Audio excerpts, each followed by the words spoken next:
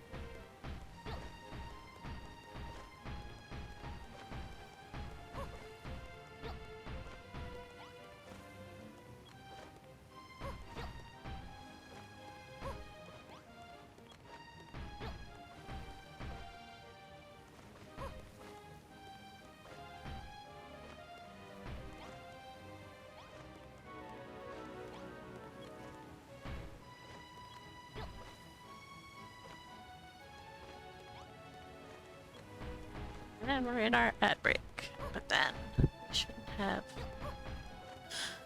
pre-rolls.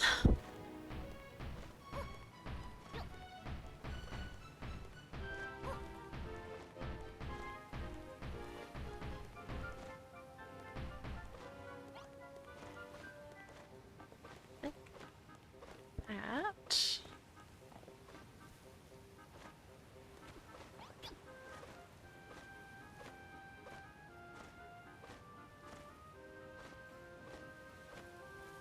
I do think it does need to be a little bit bigger. It's getting so tall though. I'll just keep going until it looks good.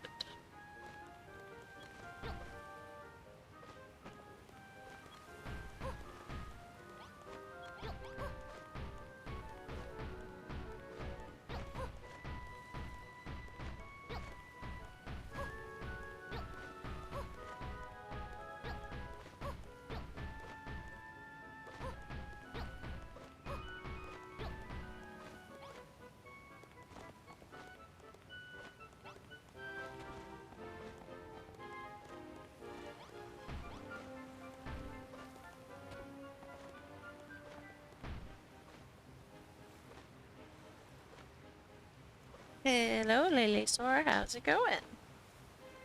If you can hear me. I don't know if you can or not. Or if you're in an ad break. Like, but slow. Holy.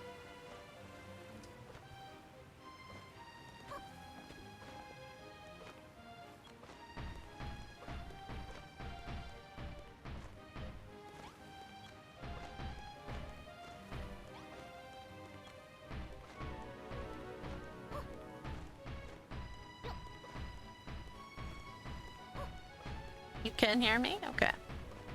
How's it going, Lily?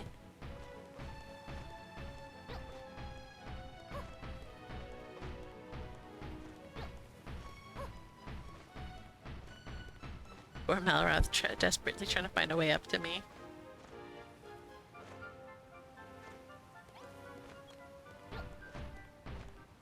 Saw him just go like over here somewhere. Probably went through the thing.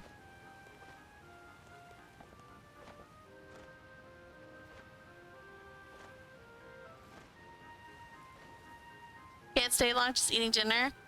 To get back to Brave the Village default so you can finish it before Thursday. Why do you have a deadline of Thursday? What's Thursday?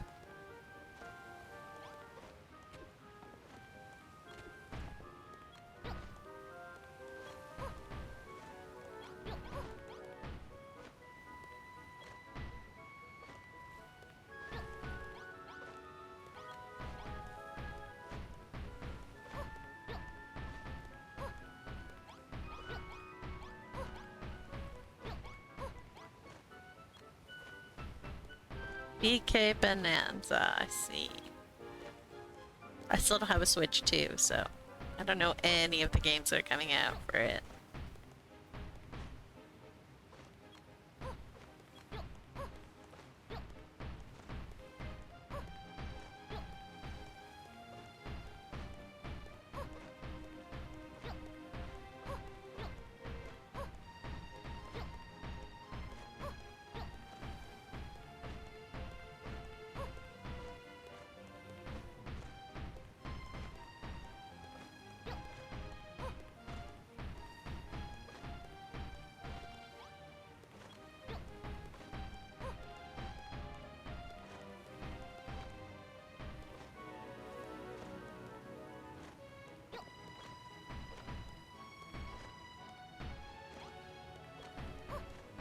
If Mithrin shows up today, I was gonna help him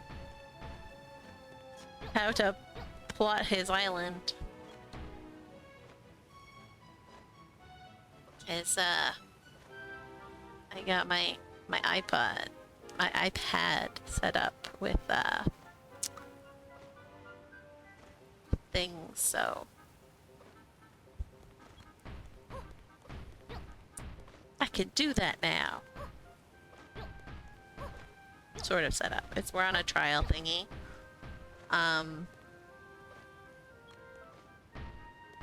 It's the one we liked, doesn't work very well. Though this one that we don't like works a lot better. So we're just trying to figure out what to do.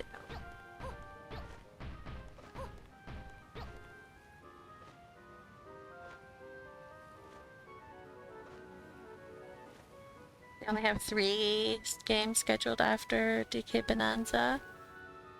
Drag X Drive and Kirby Switch 2 edition in August.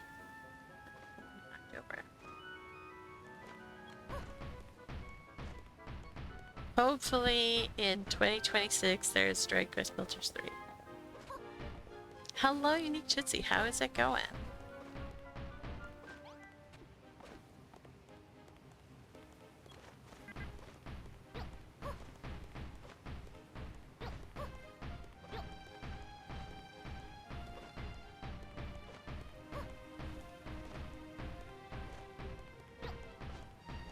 Oh wait, did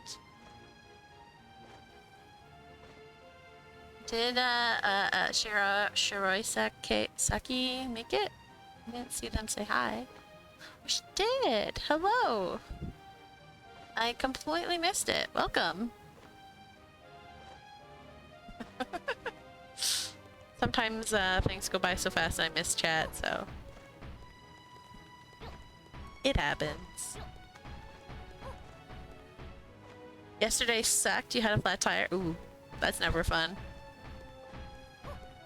Although I'd say the worst thing is when your alternator breaks and you're mid-driving. That sucks. Shiroi Saki?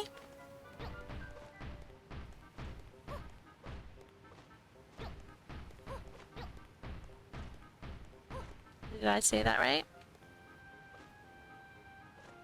The Isaki or Isaki?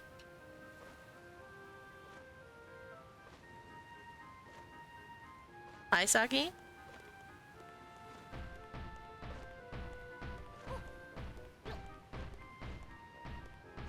The chat delays.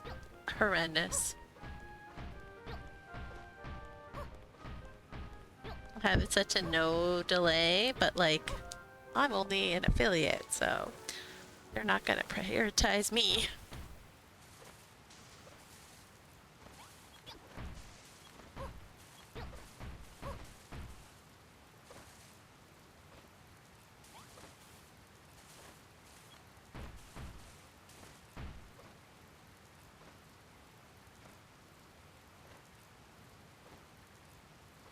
Shiroi Saki. Okay. Basically white wine. That's funny.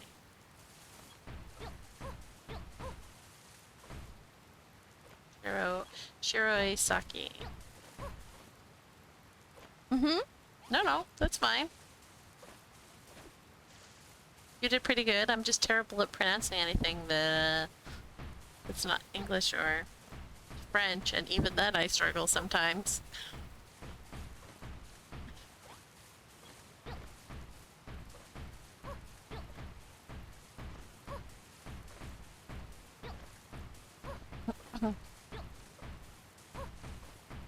Like the first time I saw hors d'oeuvres written down on paper. I had never seen it written down before. I had talked about hors d'oeuvres a lot, but I'd never seen it written down, and oh boy, did I struggle.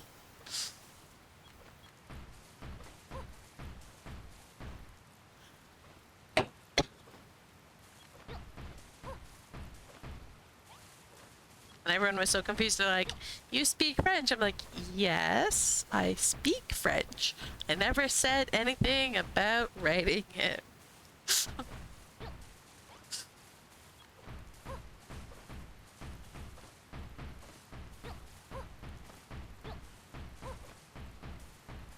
And yeah, flat tire is no fun.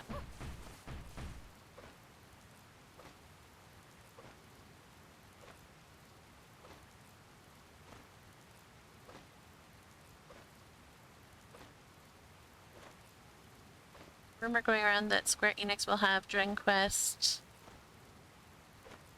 7 remake for January, March 2026. I don't think that's very believable.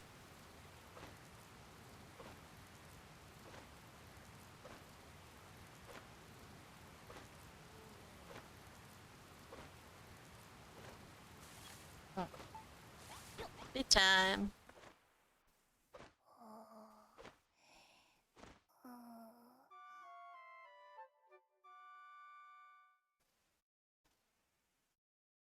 Oh, that's good. Friends who know what to do always helps.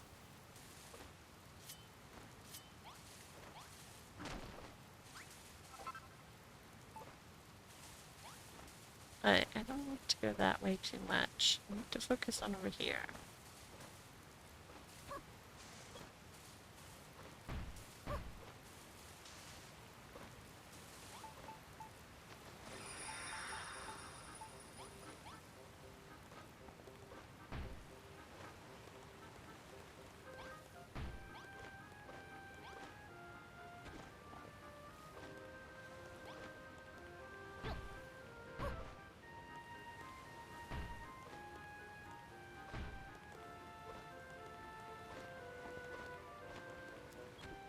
Let's go a little bit more so that we can a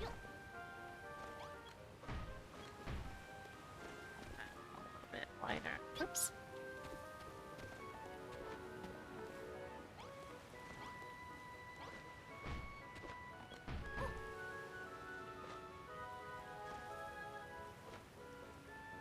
Lots of rumors about FF9 and nothing came of it, so no one really knows what Square Enix is actually working on besides the obvious ones. DK12, FF7 Remake Part 3, Kingdom Hearts 4.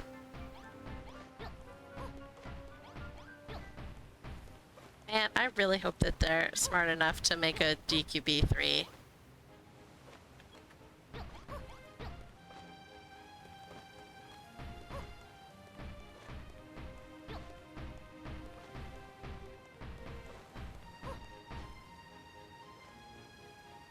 Shirosaki is a kind of sake, yes, but also an item in a local story you were told as a child, a special white sake. Oh, cool.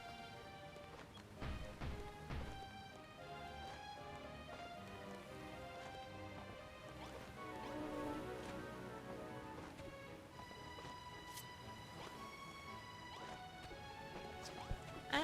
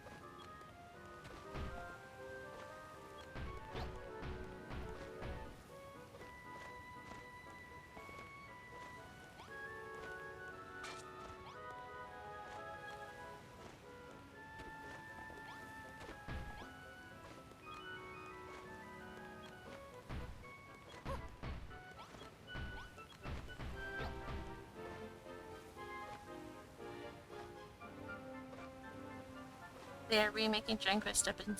They're remaking Dragon Quest 7 stupid move, in my opinion. We need DQB3. We do need DQB3. DQ7 would be an odd choice too, since fans have been asking for DQ9 for many years, and SE has acknowledged it's the one fans want. They made some people mad by doing the DQ3 HD2D game instead, and now to do DQ7 for DQ9 would really be ignoring the fans. But I mean, as we've seen with DQB, they like to ignore the fans. They think they know what fans want better than what the fans want.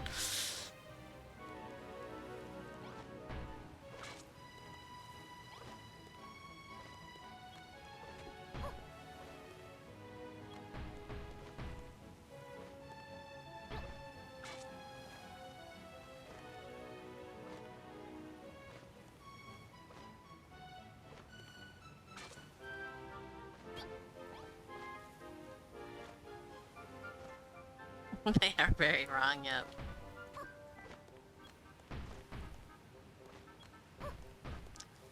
Part of me really hopes that they're just like, they do have like an extremely small team working on DQB3. And they're just like letting them cook.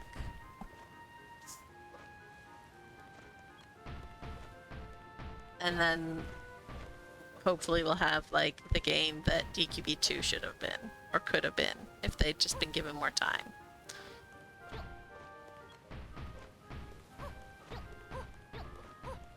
DQB2 rather.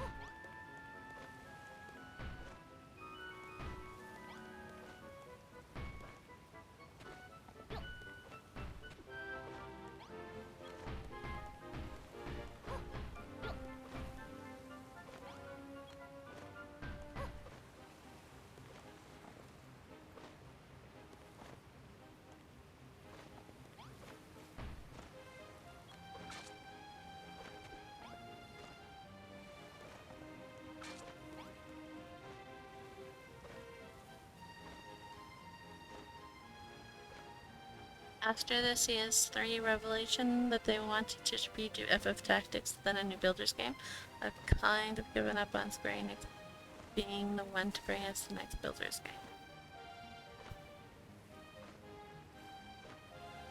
Well, considering it was only 3 years between DQB and DQB2, they're about 6 years behind schedule already. It's the same team though that did DQB1 and DQB2. So, they had the team pushing to do it. So I 100% understand. Because the team is not there anymore. So, 100% understand that they don't have the team and so that it's not getting pushed.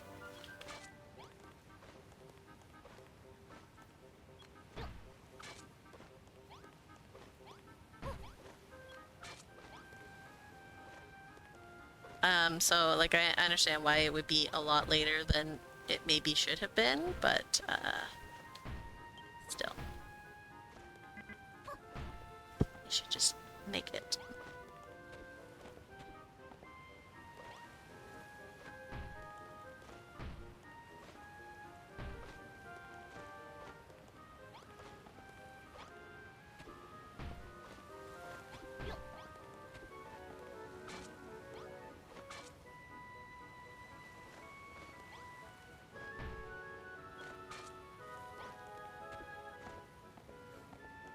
Alright, that looks like a good little peek.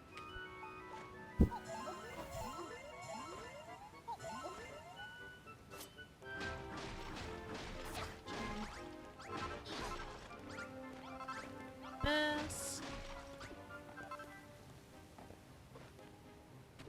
Another little peek over here.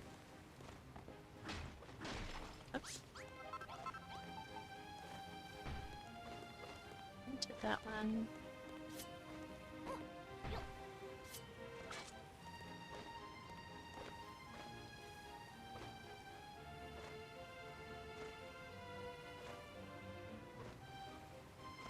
DK Bonanza is also voxel technology and takes it way further than Minecraft and DQB2 do.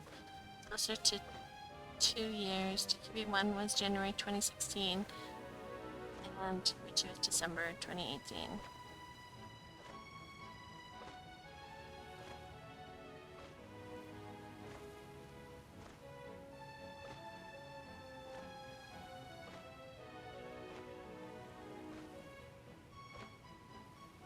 That was late in 2018. Mm-hmm.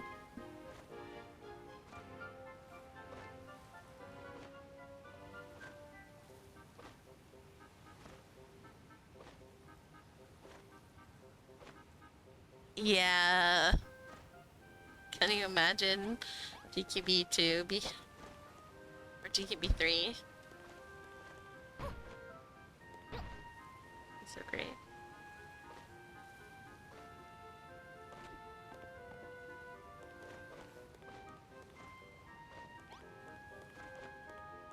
Alright.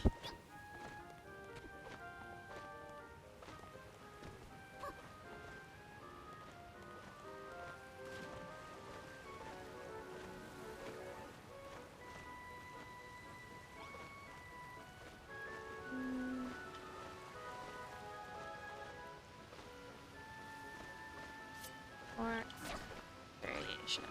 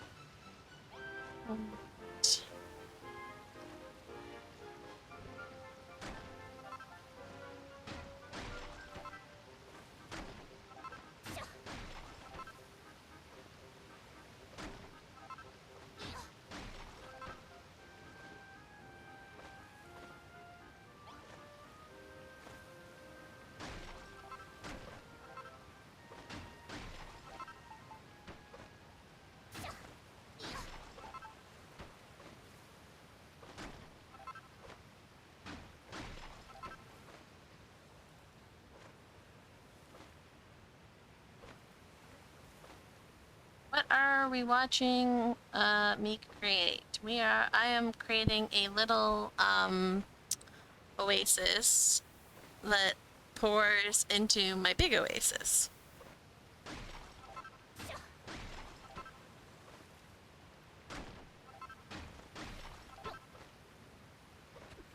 I can give you an island tour if you'd like.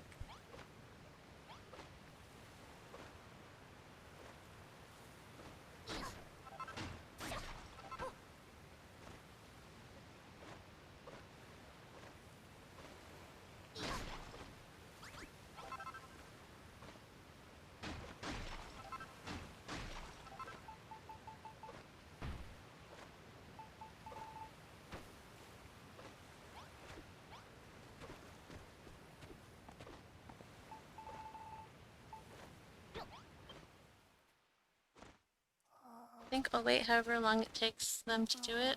A couple days ago, you came across a 17-year-old streamer playing Minecraft on TikTok. That's so funny.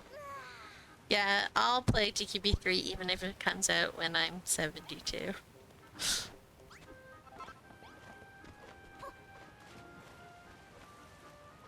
Might be senile, but I'll still try and build stuff.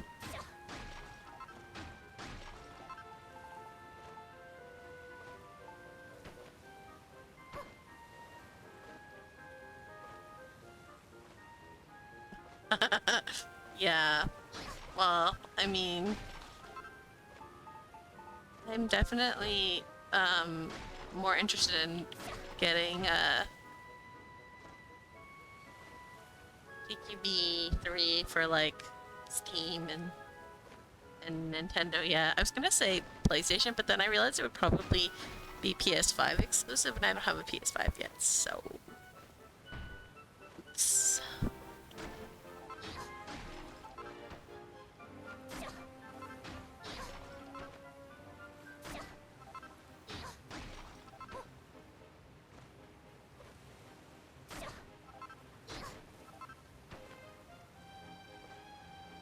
Alright. That is good. I know that they don't look the best, but I feel like I need some chisel blocks. As long as you don't look at it from the side, it's alright.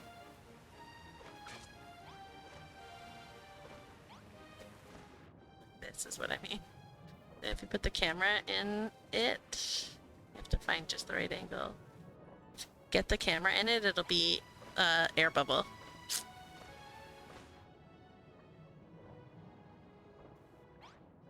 See? There. Air bubble of the chiseled piece. So I try not to chisel underwater very often, but I feel like this just needs it.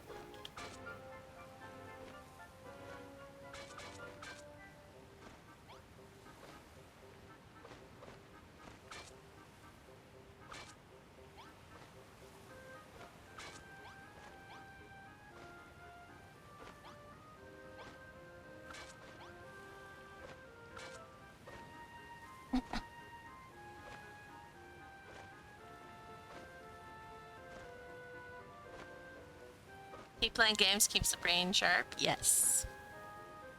Not buying PS5 nor S2 until I have to.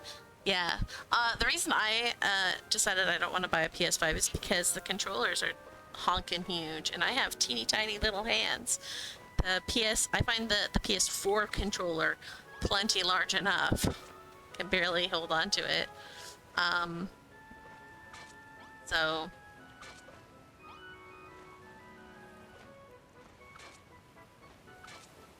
I'm like, I don't want to have to play with the honkin' huge controller of the PS5, so. And then I just like haven't really needed it. Like, yes, Genshin would run a million times better on it, but oh well.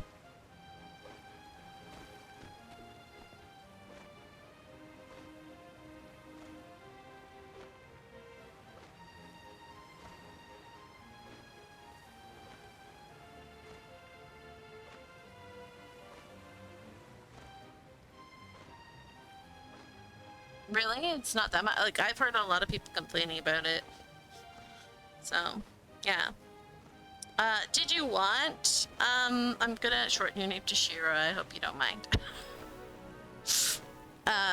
Did you want a tour of my island, Shiro?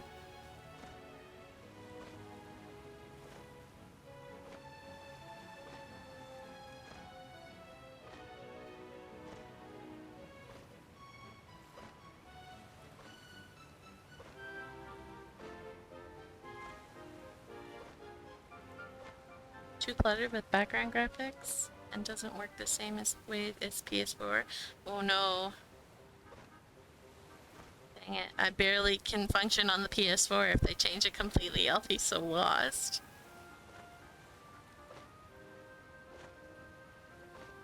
Alright, I will do that. First we'll just look at the general map. So, I wanted to do something different for this island. So I kind of like...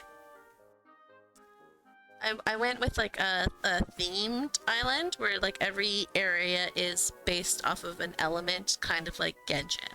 So we have the plant kingdom over here, and then the rock kingdom in between the plant kingdom and the fire kingdom over here. And then we have the water kingdom down here, the air kingdom, the electric kingdom over here on an island, and the ice kingdom. And each kingdom has like its own color code to challenge me to build in like a certain way and stuff. So, let's start at the train station, I guess. Because I built Green Gardens first, I didn't realize I was going to do train stations, so that's why I had to put the buggy here. It's buried, so you can't get to it. I am planning on putting a buggy for people to actually use somewhere on my island, but when I'm done. So the Green Gardens is like the plant kingdom, so everything's like green, yellow, and brown. Those were the colors that I could build with. I was originally going to just do green, but then too many of the greens like clash with each other, so I didn't. This is the post office, right beside the train station, and they actually go down, buy your tickets, go down and use the train, which I'm gonna have a train set up. You've done color schemes in each area too. You think we're really, that's so funny. Over here we have the lumberjack's house. See, this is some of his logs that he's chopped down, and this is his house. His little log house. There's no one that actually lives here. It's just, you know, story scenery. This is his little cabin in the woods. He or she, I guess, lives in.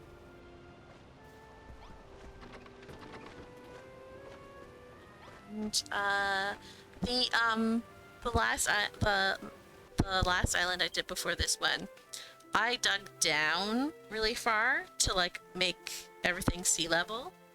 And so for this one I filled in. And so I had never filled in the river, which is why I filled in the river for this one. So I made the waterfall I wanted to keep just go down into like a little pond or whatever.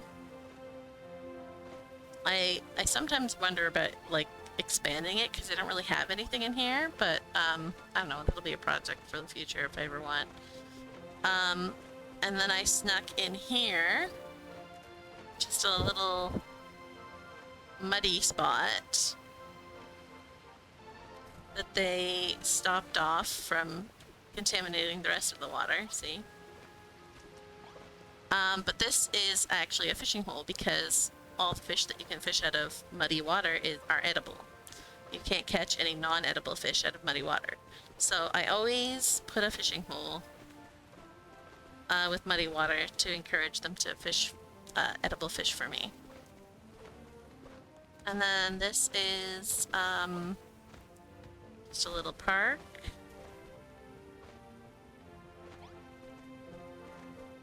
For the animal house, I have to bring some of the animals back, but I haven't organized my people yet, so there's only the cat here for now. But I'm planning on bringing back chicken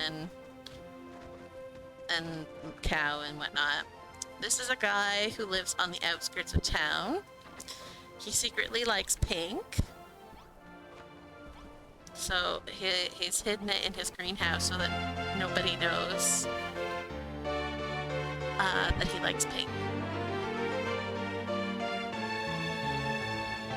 And thank you for the follow, Milkman Gaming. Welcome. So yeah, this is he lives on the outskirts of town because he secretly loves pink, and pink is not the color for this place, so he hides his shame. And there is actually a dude that lives there. It's funny. Alright, let's see. The animal house, we have Nothing wrong with a man wearing pink. Nope, but see, everyone wears green and everything is green or yellow, so that's the only reason. I wanted to decorate his room in pink, and I think he liked the color, that it makes, the ambiance.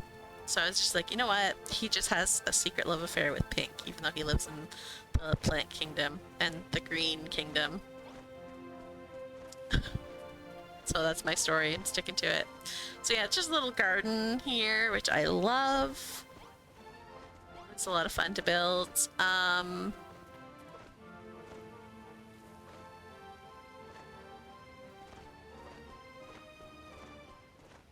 And then this is, I just made a bell.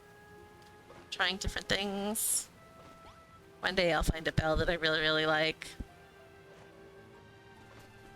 And then these are my crops.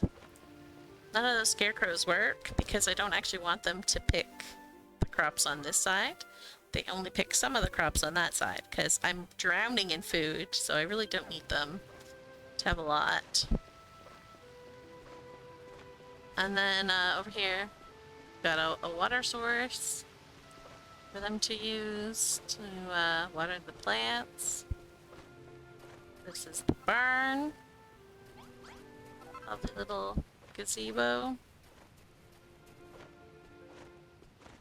I'm using the tablet as just like a little shrine in the middle of the farms. It's a lot of fun to do. I've never done any weird designs with like the crops and stuff, so it's fun to do. You like building natural areas best? Me too. They're so much fun. You're the person on the Discord that lost a save file? Ooh. I'm just stopping in to say hi. Well, hi. Are you gonna start over again and like make a save in like your first and second slot? Because that's what I do every time. Should change it into Earth and cover it? I don't know. Maybe? This is kind of what I did because I couldn't break it at the start when I was making all of this, so it's just kind of stayed that way. So yeah, these are the crops that they can actually work on.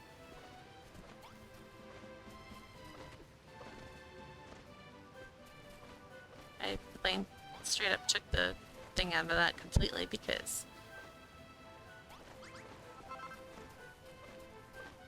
although I don't think this one is real. No, that one is not real.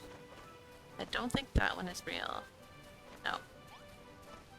One's not real. Because I'm drowning in food. This is, old lady and, old dude live here. I think he's an old farmer. Maybe? I don't remember. Right, so they live there. Close to the farms where they can work, or the restaurant where they can work. This is just a communal little house. Nothing super exciting. Same with this one.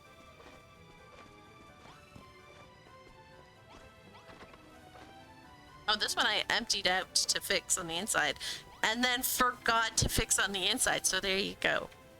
You guys can add that to the tally. And then this is the main shop in town. It is a dye shop. And the dye guy's gonna be here. Welcome to the dye shop. We can dye things any color you want as long as it's green. Or something along those lines. It's gonna be really funny. Little change room for clothing that you can get. And this is his house. He lives off the dye shop. Yeah, Nightbot is slow tonight. This is the restaurant.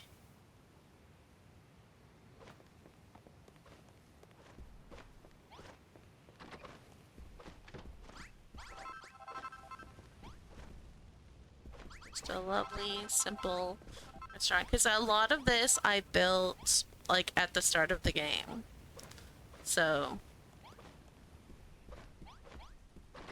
Or like I built the base for and then fixed it up when I actually got the materials that I wanted. The public bathrooms. The bar, and underneath it we have the potable plant. This is where the Chimera lives. He's not following me around.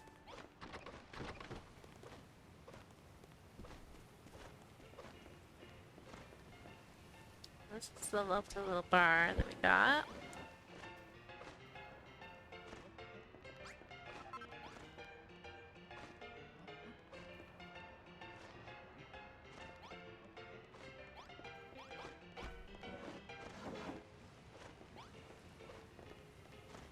With a storage area and the bathhouse. Got ladies and men's. You just like that ragtime soundtrack. I'm sorry. So this is the bathhouse where they can look out at what used to be the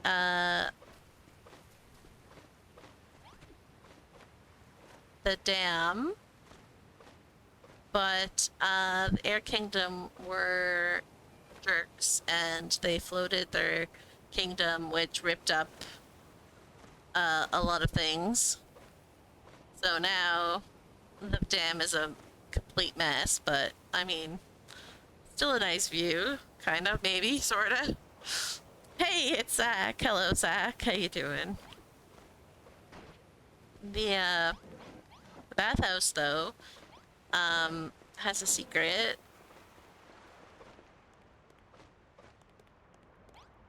Which I haven't closed yet, but there's a secret here that Beg built. So it's a fun place to explore. And this is, I literally asked him, I said, I just want a boiler room underneath the bathhouse. Can you build one for me? He's like, yeah, absolutely. And then next thing I know, he's like, I see his icon like underneath the leaf emblem, and I'm like, what you doing? He's like, nothing. Building sewers underneath there. So that was fun. Yeah, get me out. Alright, so then the, you know what we might do? Oh, wrong game.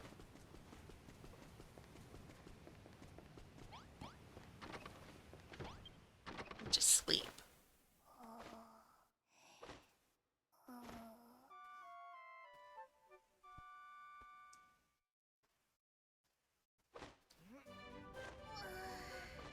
See some of my people who live here. I am gonna go... Oh, I keep trying to use the Fantasy Life run. Yeah, that's what I've been playing lately. I'm gonna remove this bird from my party because he's, annoying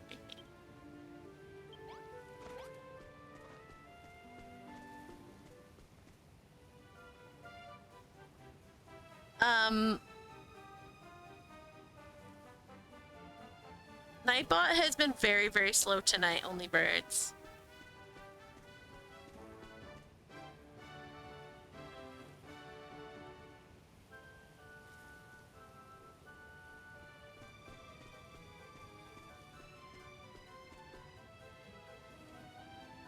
Nope, it's just very slow. So here's, yeah, see how slow it is? Alright, so yeah, that's the plant kingdom. I'm like doing sort of like the above areas plant, but see how I swapped all of the umber for malachite because yeah, it's green. And so here's one of the entrances into the rock kingdom. I decided to make a cave. So that's one of the entrances. But I really like this. I really liked how it turned out. Yeah, we're doing an island tour because Shiro is here and has never seen my island, so. Down with Umber! Yes, exactly.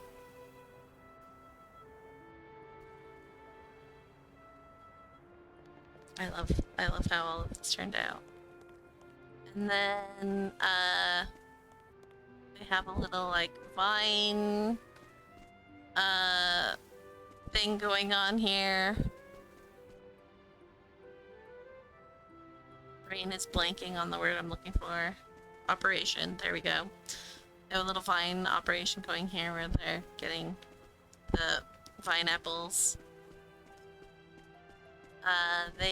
And then this is the Rock Kingdom, which I think is my favorite place that I made. It's like their colors are black, brown, gray, you know, like that kind of thing.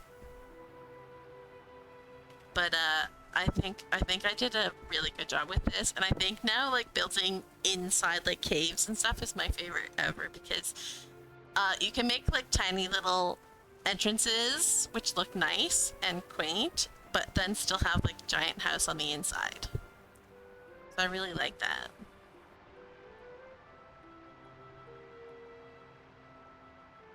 You should remember you have 5 more areas to complete. Oh no.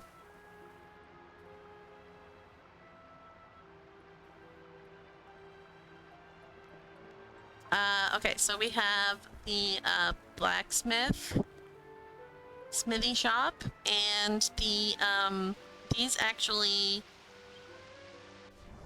see, the chimney stacks actually go to the surface. Like that's the only sign of the Rock Kingdom not at the coast that's on the surface. But I think that was really cool. Then we have a bathhouse in here. It is a unisex bathhouse.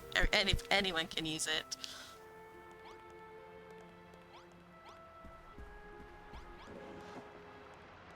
I like how that turned out as well. And we just have like all the houses and whatnot for different people. I think this is Megrok's room.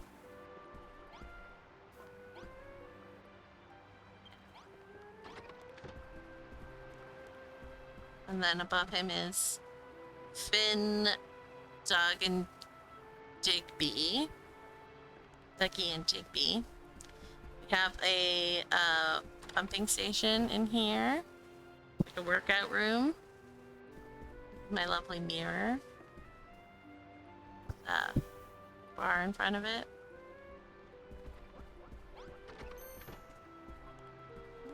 What else? Got the bar up here, which, oh, the bar is actually really nice in here.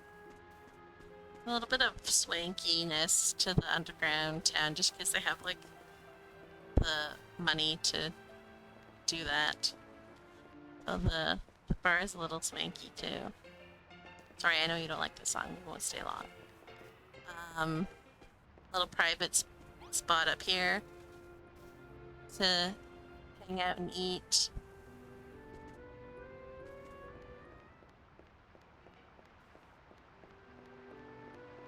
And then we have the dance hall in here.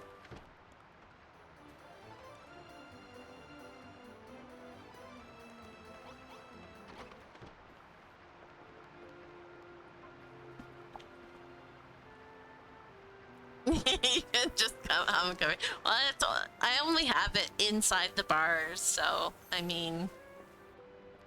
And then like a lot of these houses like actually don't have, they're just like for show, right? So like this doesn't register as a room, even though it's like a tiny, like it looks like someone could live here. But I don't have enough people to do that, so nobody lives there. And there's a bunch of them out. Like every little house has something in it. Den's house is up here. A simple little thing.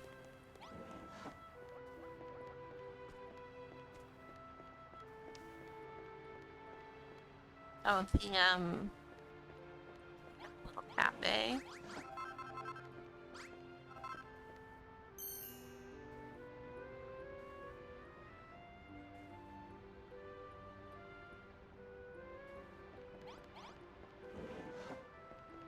A little storage room. And then this whole like wall here is just rooms. Secret room. We're trying to summon Cabot with. Ah, get out. Door. And then we have a dye shop in this place as well. Still doesn't work, nope. One day. When Dragon Quest Builders 3 comes out. This is the dye works and the item shop for the Rock Kingdom. Sell lots of stuff here. And they have one exit to go to the Fire Kingdom from here. But then they also have where you can go through the mines. Another exit right here. You can go through the mines. I haven't fixed up that house yet, but I am planning on it. And I dug out the mines, which was a lot of fun. I'm not gonna go down there, but like each level has the different ore that matches for like that rock type. So the chalk has the iron, the dolomite has the gold and the silver, and then as you get down, you get changes. So that's a lot of fun. And then this is technically part of Scarlet Sands, but it's part of the Rock Kingdom in my thing. I kind of just divided the Rock Kingdom between the two. We're getting there. So this is their where they do all their like shipments and stuff. They have a little like people come and sell things. So like someone from Cerulean Steppes comes to sell their ice products. Farmers come to sell their goods, and then they have someone who will sell like weapons and stuff. This is actually a shop. And then this lovely thing to like move goods up and down. Doesn't actually work. It's wash. The boats, little ski-doo type things. Just for pleasure boats. And then Lilisaur's awesome crane that he built for me as thanks for filling his island, and the barge to go with it, which Lilisaur also built, which is awesome.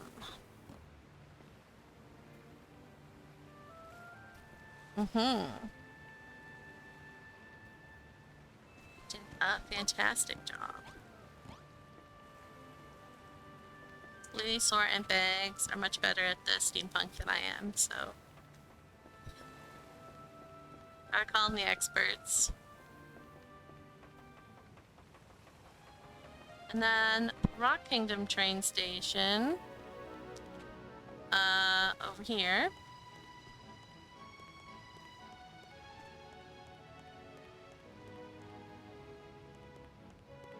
Which has their own little garden, which they can so they can make their food. I absolutely love this garden. I think it's one of my favorite gardens I've ever made, because they don't need a lot of food, so like there's a lot of plots that aren't like used up, but it literally looks like they're like desperately trying to eke out a little like spot for themselves to grow plants in a hostile environment where it's not typically, you don't typically grow plants, and I love that. Like, it's very rocky, so they don't have a lot of good soil to work with, and this is all that they can grow. I love it. And they have a little water hole to help them water the stuff. You just finished a sawmill? That's cool. I need to see your sawmill.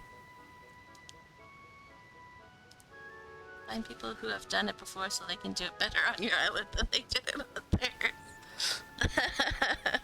Oh, that's funny. And so yeah, this is the Rock Kingdom train station, which is a little more elaborate. They've got like a little cafeteria type thing going on. The idea is that they get a lot of tourism with their wharf, their pier there.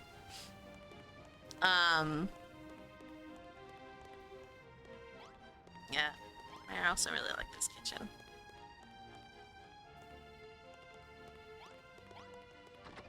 Yeah, let's just pretend to take a train. I don't think I have one on me.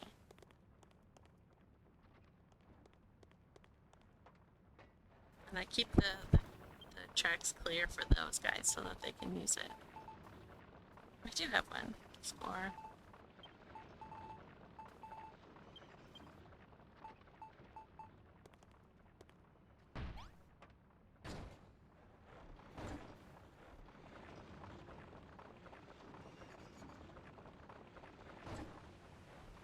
Have a stop there. Just because they keep getting stuck, the Fire Kingdom people. And so this is the border. This bridge is like between the Fire Kingdom and the Rock Kingdom.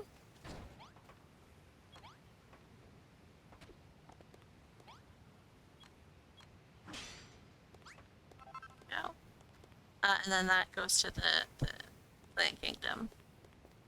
The Fire Kingdom is a tacky tiki tourist trap, but which I'm also getting them to mix poisonous peat for me, so that's why that's there.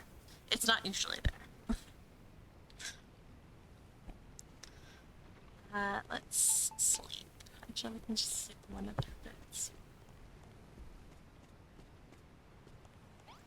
The one thing I like about this hotel is it looks like it's a bunch of different rooms, but it's all one giant room. Because I made the walls, like the dividing walls, out of bookcases instead. So it's all one giant room, and that way it doesn't cut into my room count. But, visually, it looks like multiple little rooms that people would get to stay at a tacky tiki tourist trap.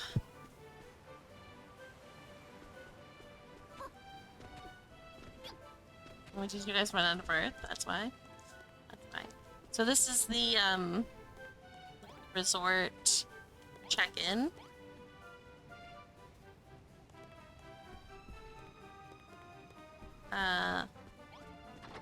This is the gift shop. Like the colors here are oranges and reds, and then black as an accent color. So I've got all kinds of neat stuff in here.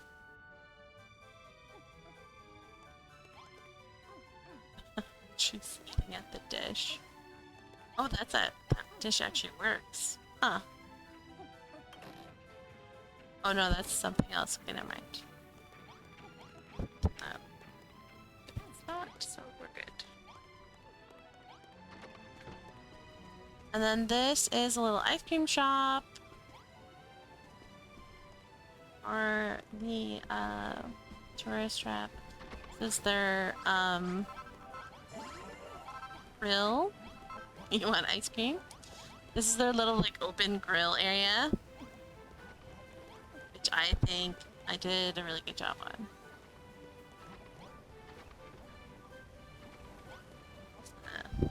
Grill.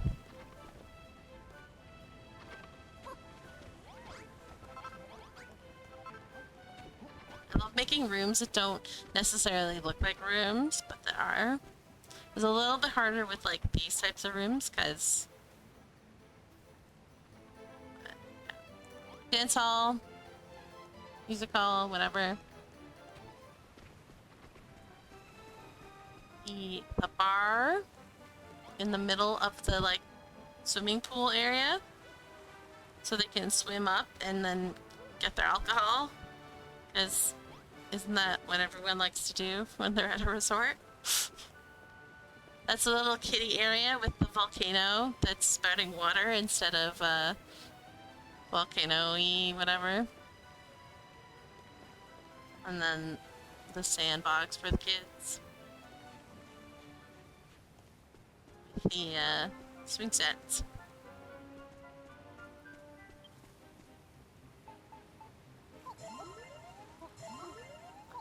Pause for 1 second. I want to just make sure they'll connect.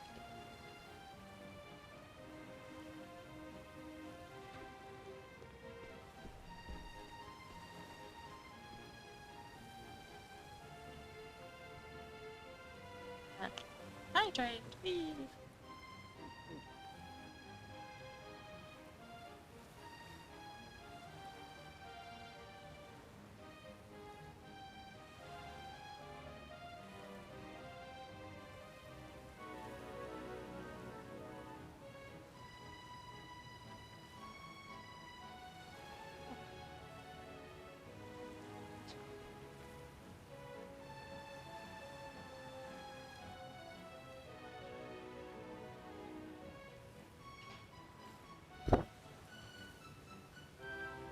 Today.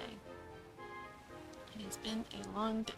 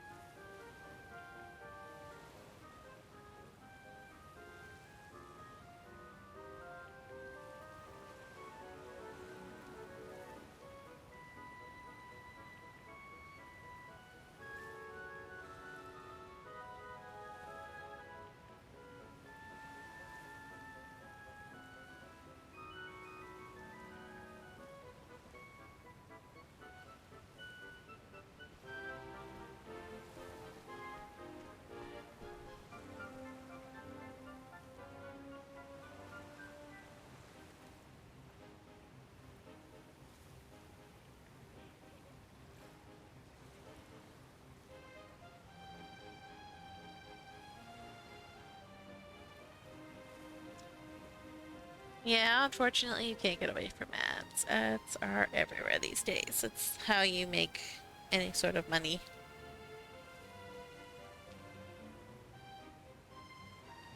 Alright. So, sandbox, swing set, little area for the parents nearby to hang out while their kids play. Then we have the showers and the individual bathrooms. So this is women's, and then the men's is on the other side.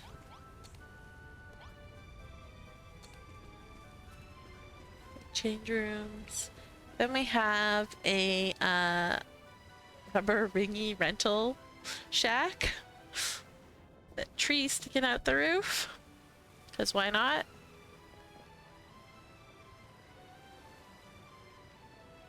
Oh, that's true. Should add that.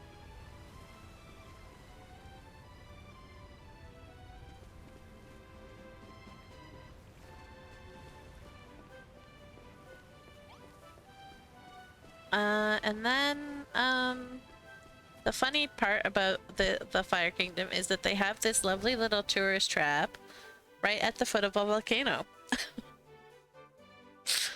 So they're gonna all be in denial about the volcano, and whether or not it's actually going to erupt. Hammerhood Fire Control Team, we're gonna have, trying to run in Fantasy Life. We're gonna have here, where they're gonna, like, don't worry, they will hold the fire back. They will make sure the lava doesn't get to town, which is right there.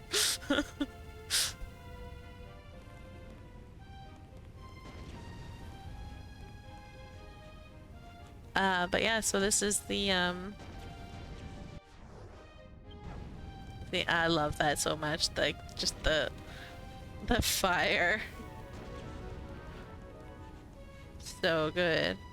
Hello Mithrin, how's it going? And then behind the volcano, I don't know where he is. Why aren't you here? It should be the golem. It's the golem. Yoo-hoo, golem.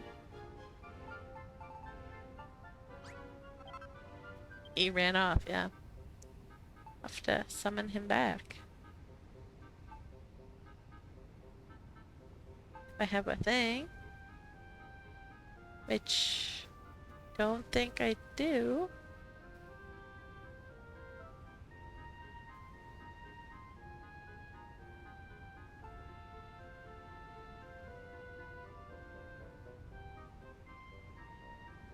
I'm not seeing it. I don't currently have one, but I have a ton of points, so I'm just gonna buy one.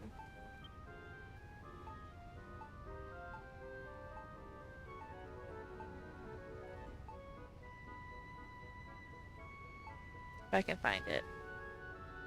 I always struggle to find it.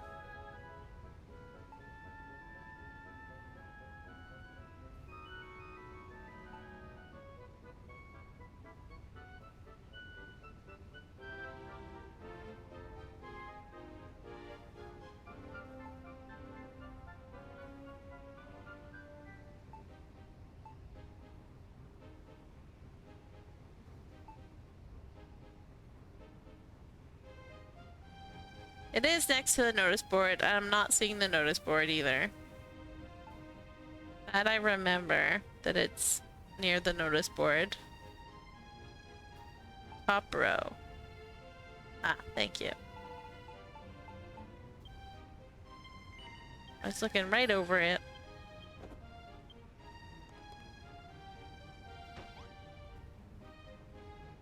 Alright, we want you.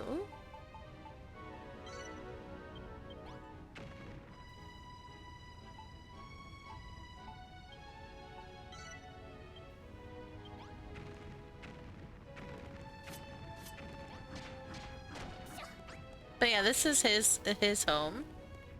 He's got a magma chamber and his animal house.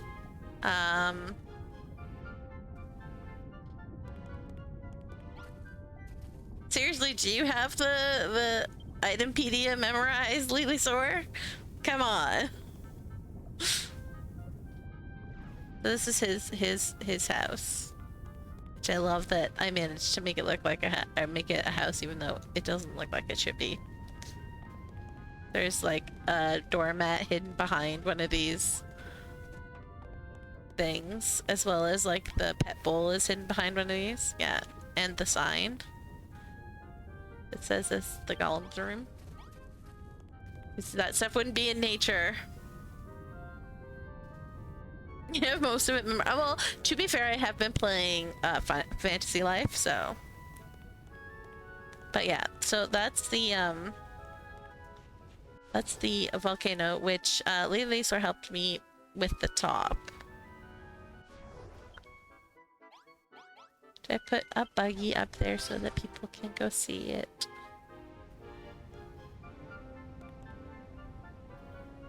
And it's easier to get up here too. I'm gonna finally finish this mountain.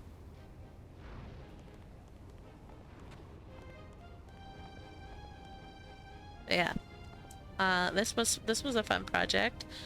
I did not completely burrow the lava down through my world multiple times. Not at all. What are you talking about?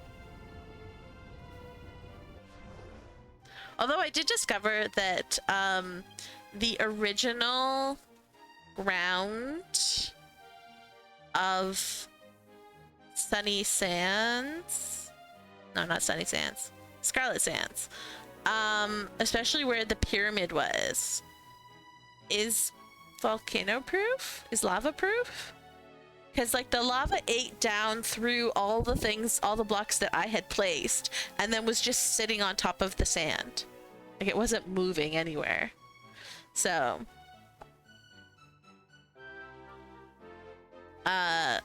they made Scarlet Sands lava proof, maybe? I don't know.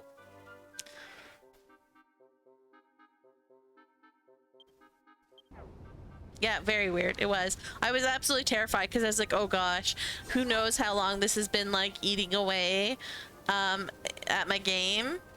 Yeah.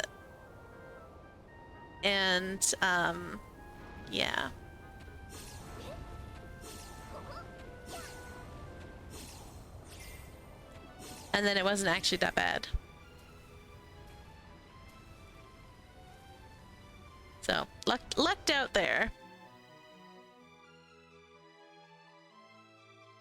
But yeah, so that is the Fire Kingdom, which is the tourist trap under a volcano. But don't worry, you're safe. The volcano won't explode. They promise. As if they have control over natural things like that.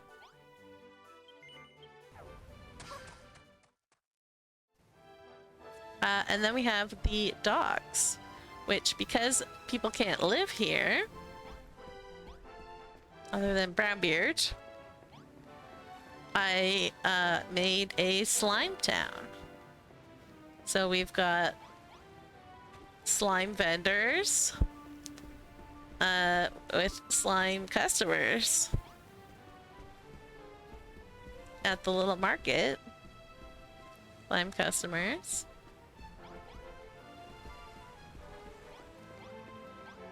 We've got slime customs.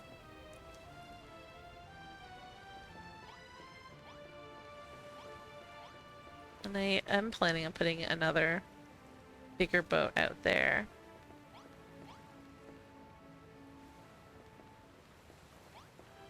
Because a lot, obviously, with all the docks everywhere, they get around by boat on this island.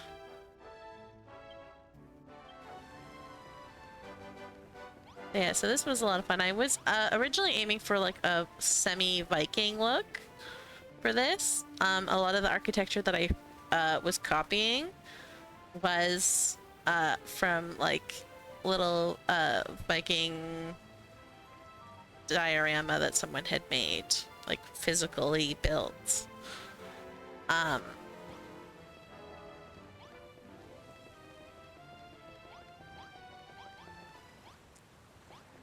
For that one and the one in the back there specifically, but ended up making it look more Japanese apparently. So, oh well. Yeah, so they there's lots of slimes everywhere because the slimes live here. And I will eventually have more slimes living in that wall there as well. I just need to finish building the mountain. So it'll be like that. So like all enclosed in. Slimes. Lots of slimes. Lots of homes for slimes. Ah! Again, using the wrong freaking button. Fantasy life. You are killing me with your stupid run button. Me too, I do hope that they make a third. But yeah, see the slime face? I have a bunch of those hidden all over my island. Some not so hidden. Some a little more obvious than others. That one's very, very derpy. Right there.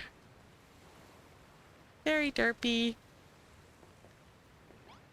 And then over here in, and hello, Shadowed Fox. How you doing today?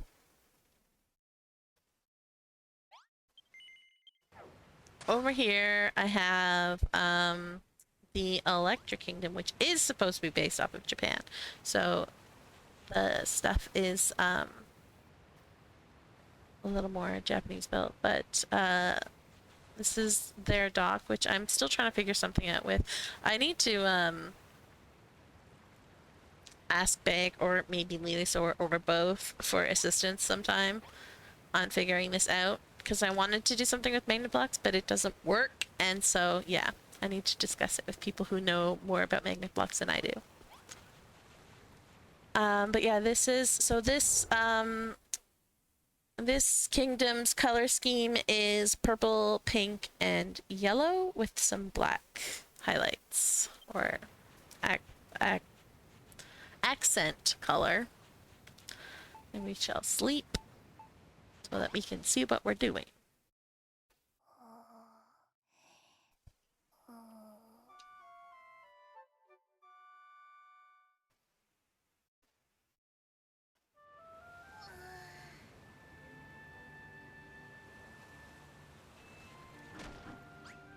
Alright, so yeah, I have plans for more houses underneath the top part there. And then this is the main area. So that house is not done yet. This house is done. This is the Hammerhood place, because again, no one can live out here. And it needs to be inhabited, so I have it inhabited by Hammerhoods. And I've made a point too, there are no Hammerhood dolls anywhere on this island as dolls. Just because they are stand-in for people, so I don't have them as like stuffies anywhere. And same with the slimes. I haven't used the stackable slime as a slime because I use it as a buoy, but like you can't see the faces, so it's not actually. But I haven't used the stackable slimes as like a decoration anywhere that it would be an actual slime. So yeah, this is the Electric Kingdom, which is based off of Inazuma, which is based off of Japan. This guy is a winemaker. These guys vat here that he's stomping in. And growing the vines, got all the different barrels. Lots of barrels. Tiny little house. Bed up there.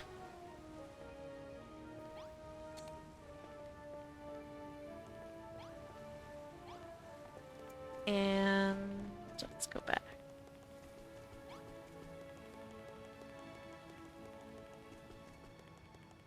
This is their emblem. I didn't want to do like a lightning bolt, so Charm actually helped me with this. Charm Clucas. And I actually quite like it. It's a cool little like electric symbol, I don't know. These guys are going up to the shrine bringing offerings. This is take 2 on the Sakura tree that I'm trying to build, which is not going the greatest. We're trying, and there will be like a little shrine underneath the tree.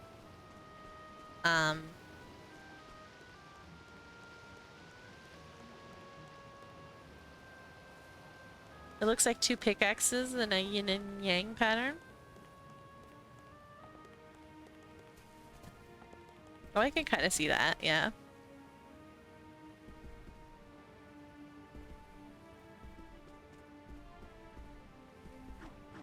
Oh, again, wrong button.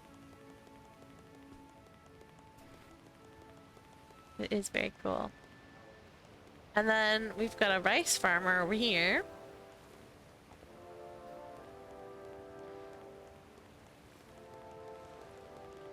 With their fields.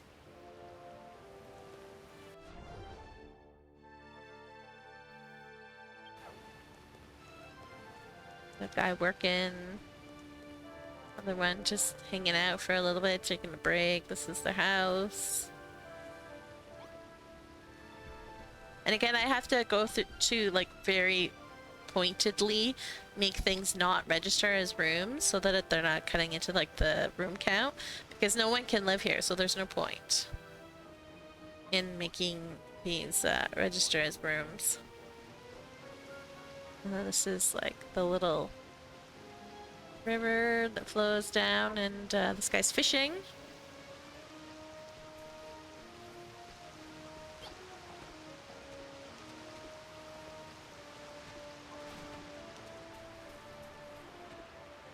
The little river that they sort of co-opted to help with their rice. From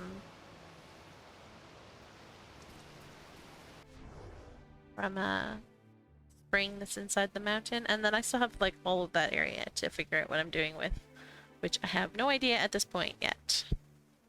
And then I have to decorate the surrounding area. That is the remainders of the ship, which I kept the Hargon blocks in place in case I can think of something to build on them. Oops.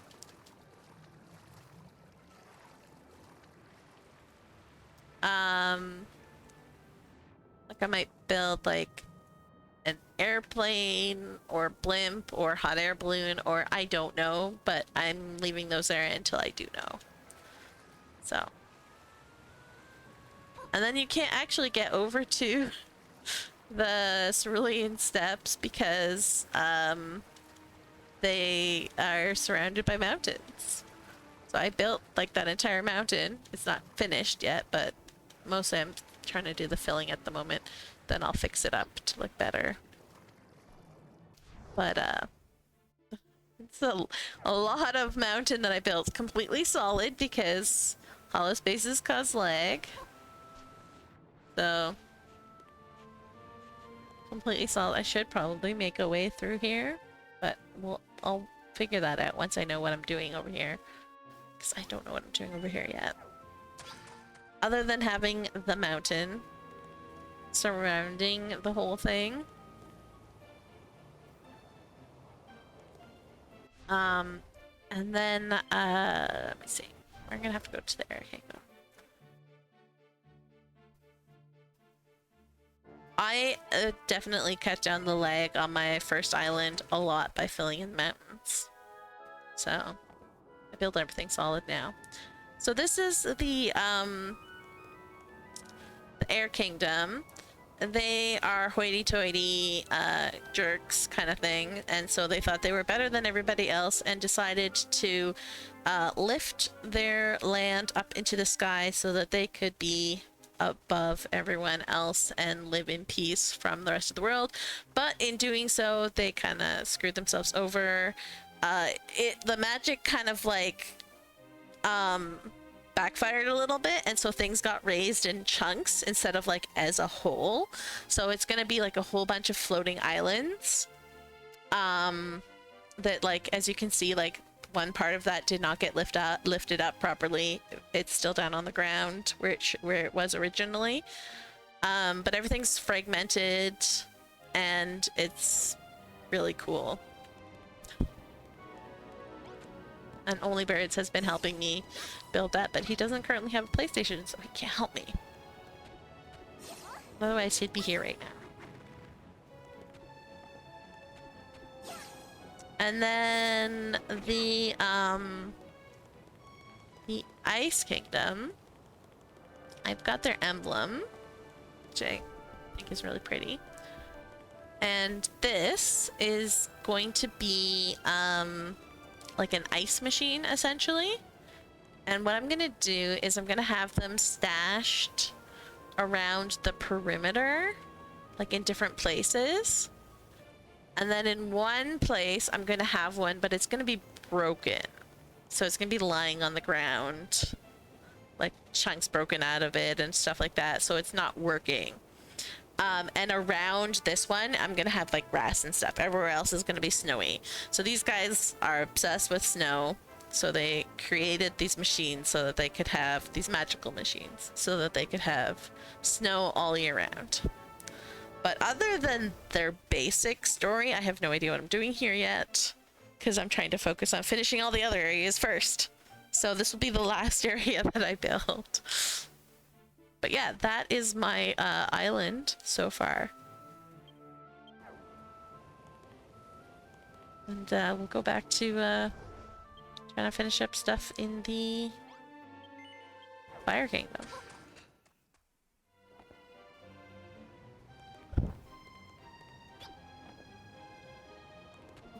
No problem. Thanks for watching the tour. Look, I made flying fish. They're great. I love flying fish. Oh my gosh. It's so fun.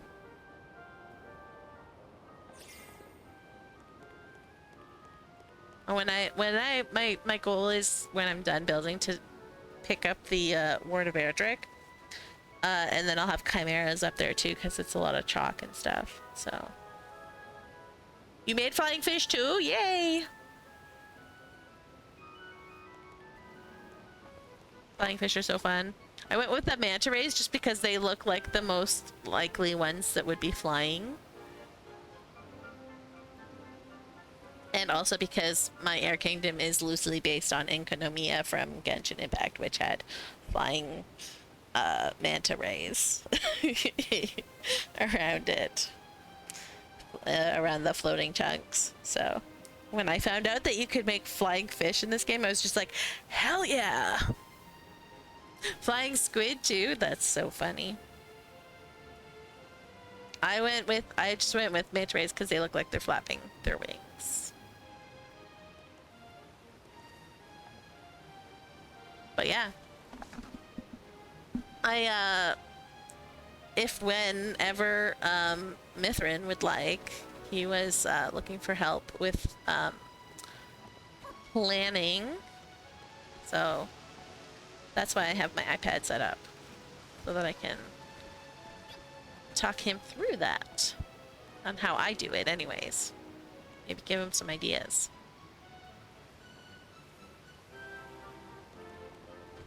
All right, I need, I think, like, just something.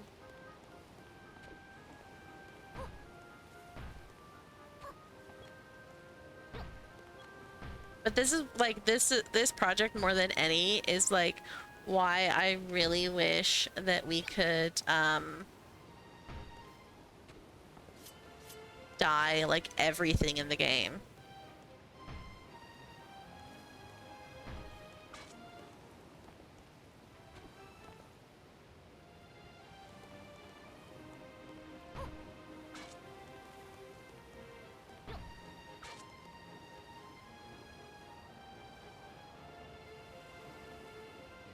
Because I would love to be able to dye rocks and stuff, like the colors of the area.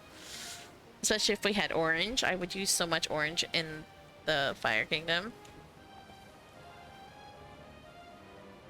I tried to use as many of the actual orange items as I could. Just because there are so few of them. But yeah, there's not a lot of orange in this game, so not as much as I would like. Your idea is more or less done for you. Want to dye everything and have more colors. Yes, more colors definitely needed.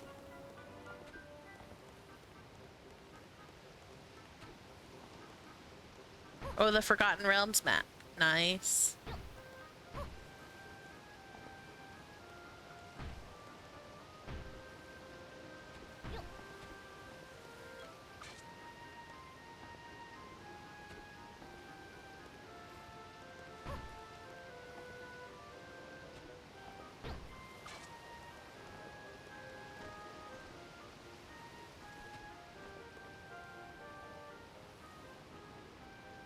Alright, I need some plants.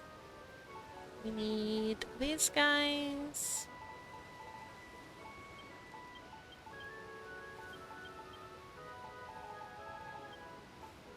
We'll need these guys. Probably those guys. Definitely those guys.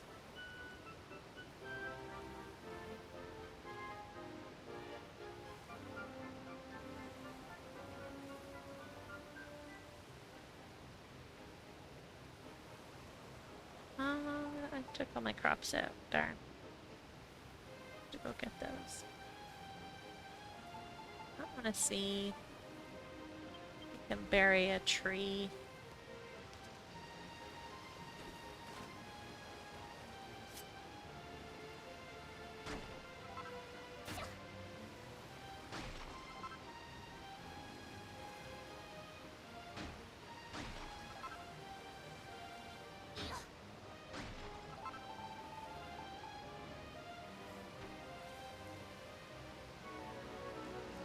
That's still too high.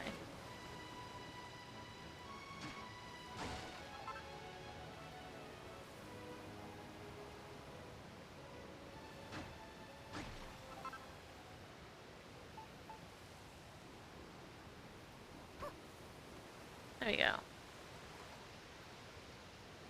That is good. I want one in this corner, I think.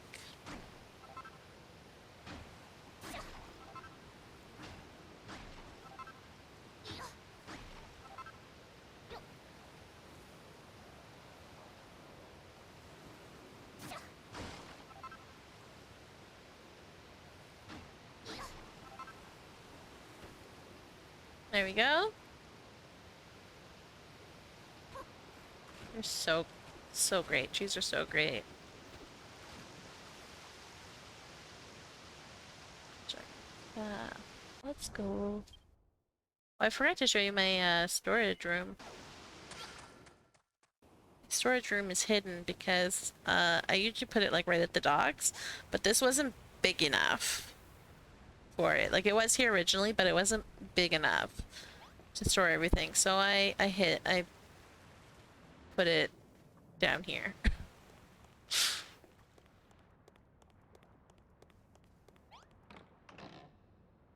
Which was a lot of fun to do.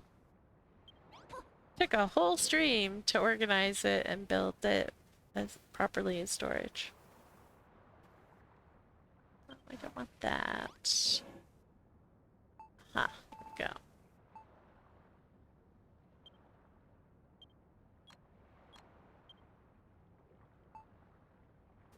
Beans we want. Sugar cane.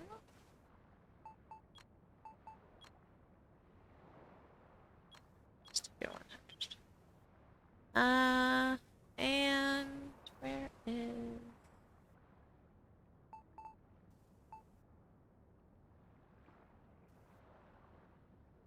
Maybe that's it. Take some mushroom.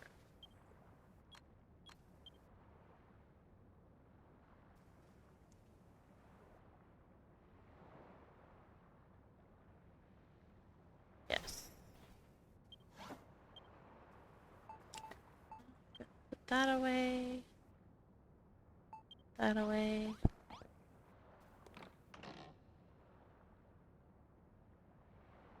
I'm gonna want that.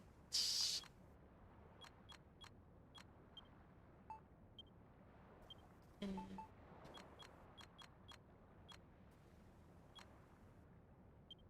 that.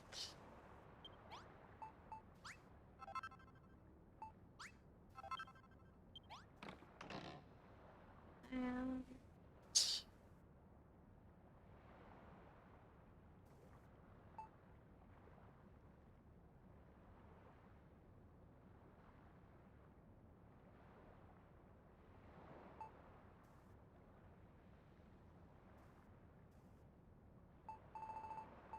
I'll leave this one.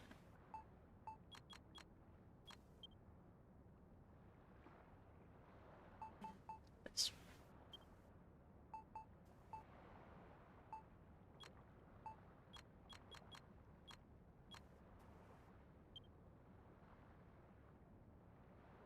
Alright, that should do.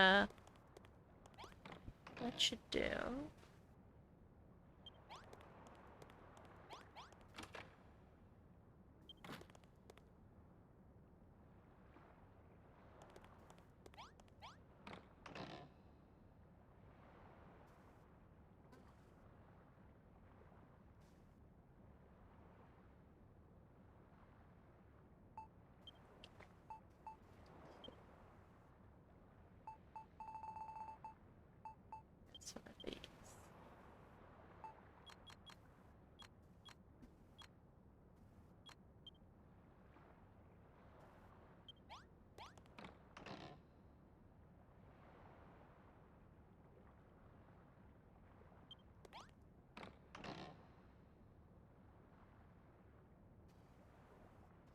I want to put any of that stuff. It's not really shitty there. So we'll go back over here because that's the easiest way to get down there.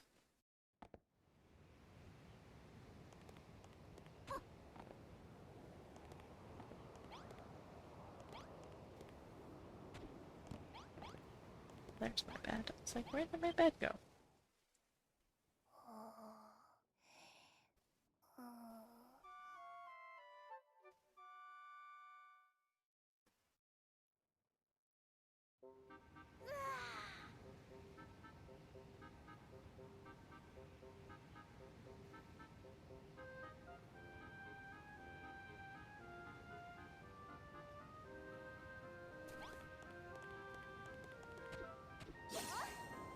Hey, fishy, fishy, fishies.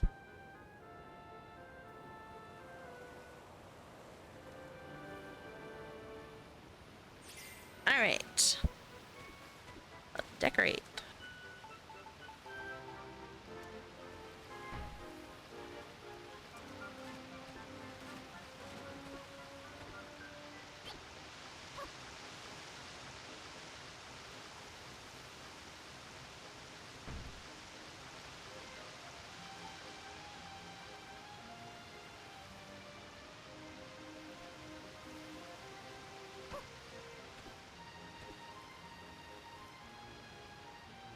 You gotta go, connection is bad for some stupid reason. Oh, I'm sorry to hear that. Good night, Unique Tootsie. Have a good night. Thanks for hanging out.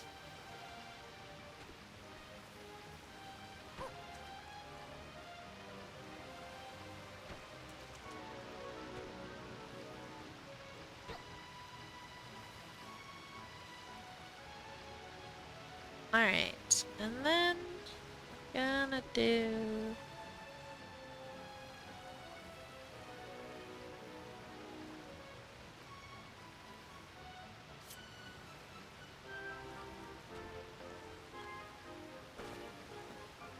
Not what I wanted to do.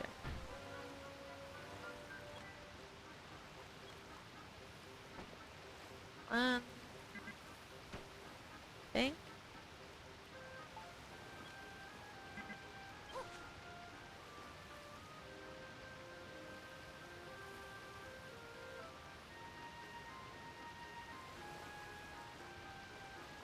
Probably not.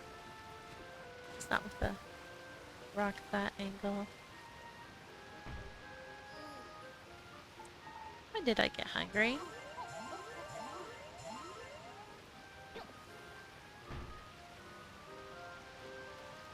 That way.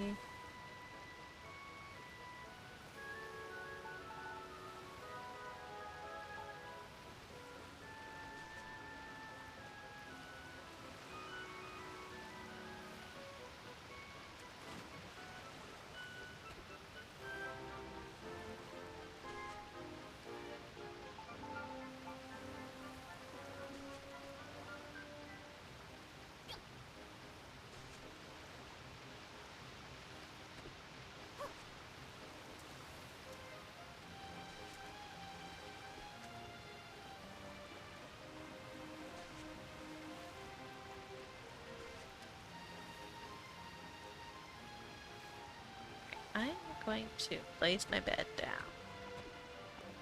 And pray that I don't forget where it is. So that I can put this on my bar.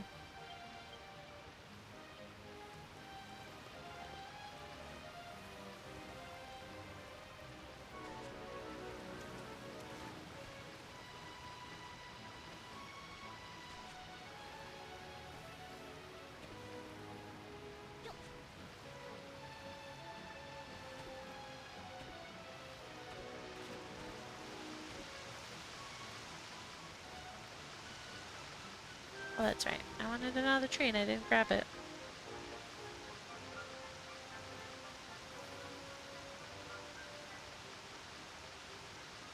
You put a light of some kind down so you can find it again if you forget it. That's a good idea. Oh, put that away. Yes, I need a tree.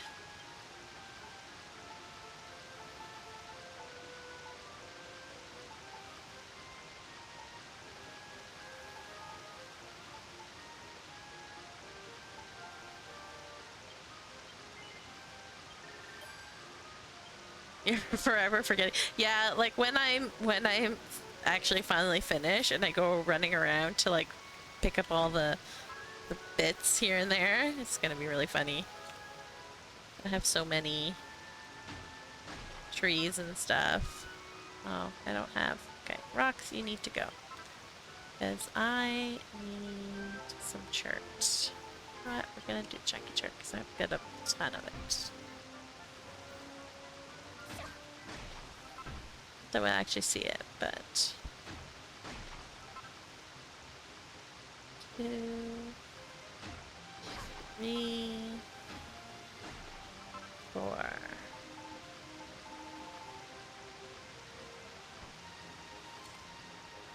Again, too big.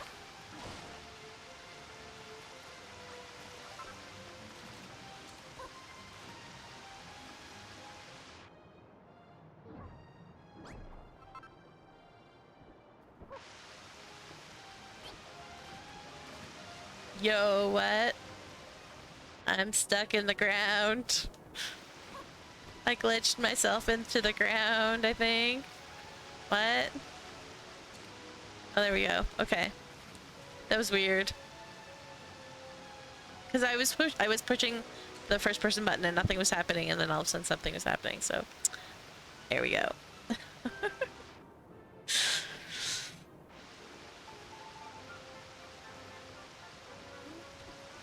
let's see. I'm gonna pull.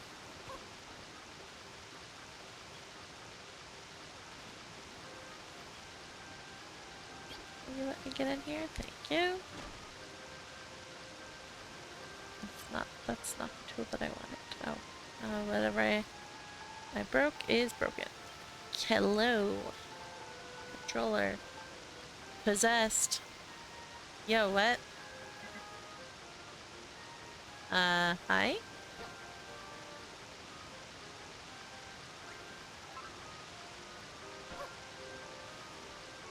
Okay.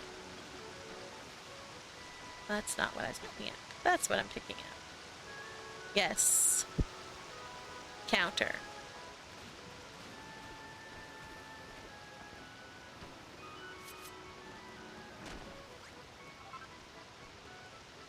Okay, I'm gonna put some mushrooms around.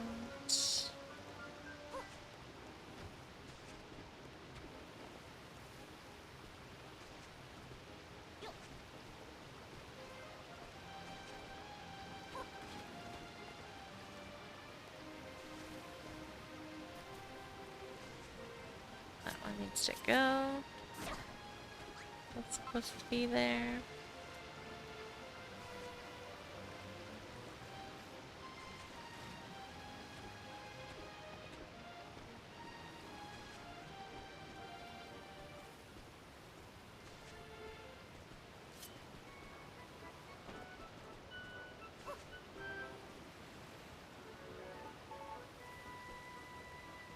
Up there.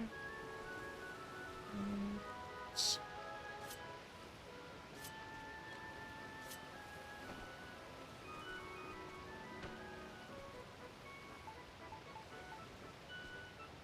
think I love putting bamboo canopy under things way too much.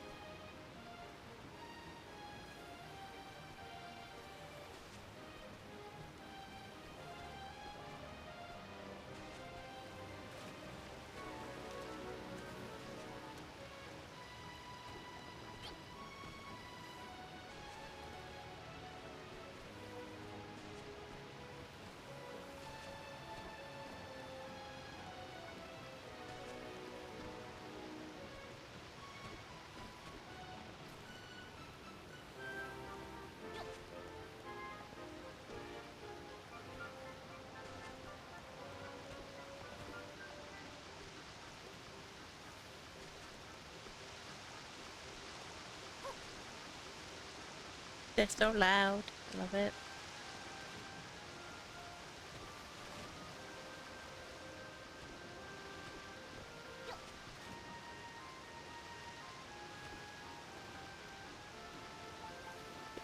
Put some more of these guys.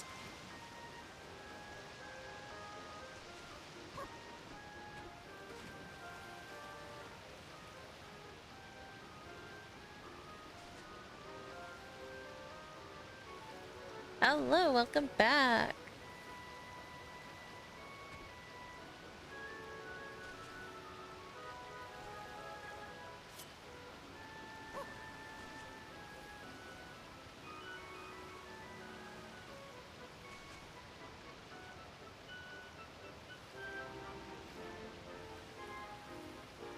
Alright. Lie.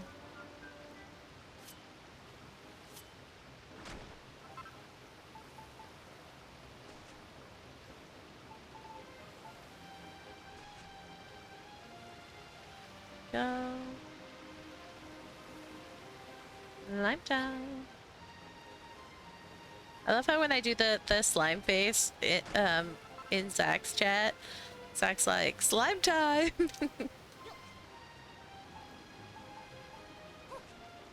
So good.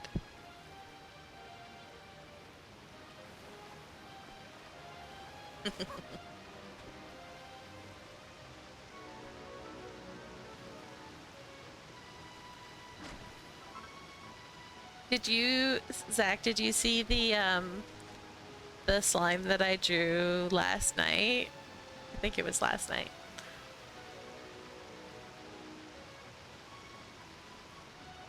It's slime time no matter where, yes. Willow posted a face doing like a really horrified expression, and so I immediately drew it.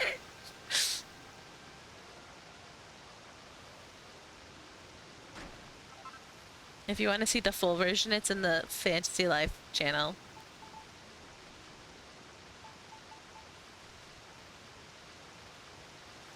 Not in the art channel. As that's where she posted the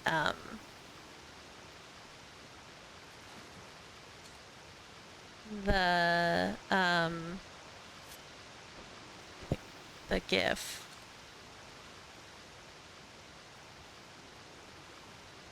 So I posted the picture that I drew. Inspired by it. there. I put it there as well. Alright, so let's put some of these guys around because they make great little round grassy bits.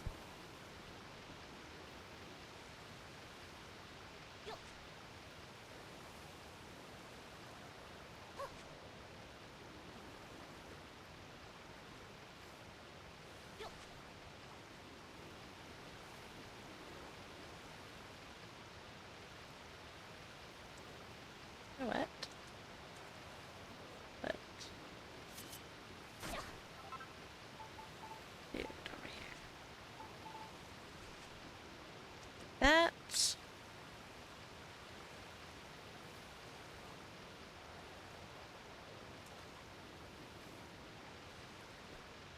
I should sleep. uh, that's why I had to draw it. She put that face and I was just like, oh my god, that would be a perfect face for a slime. Look, I have my thing set up. I can actually show people now. I have to go over here.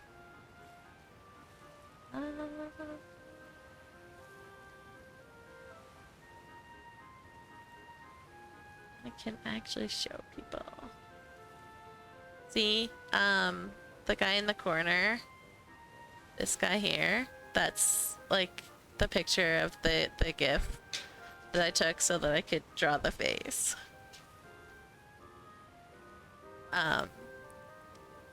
Ignore the reflector, sorry. We're trying out different things so that I can have my iPad show. But yeah, that's the guy. It's so cute. I love it. Alright, I have to make this visible again. Bring this back up.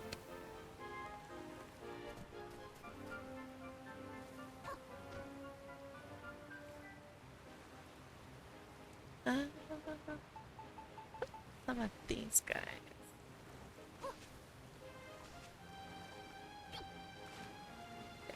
These would go well here. Add like a little orangey brown color. There's a lot of green here.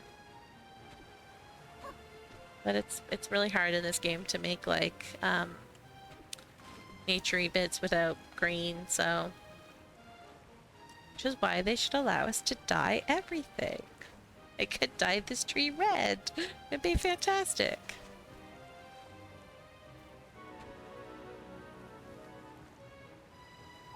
Put these down here because it's taller.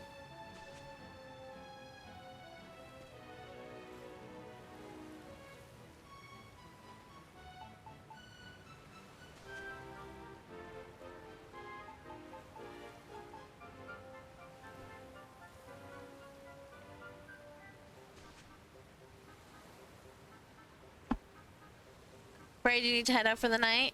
Well, thanks for hanging out and coming to see everything, Shiro. I will probably see you around on the other Discord.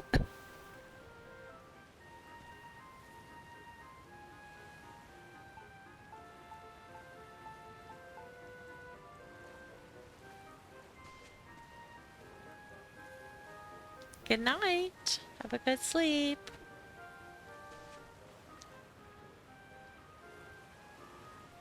Okay. I have so much problems with like building areas like this is because I just want to keep like adding more and more, and I gotta just stop when it's like good enough.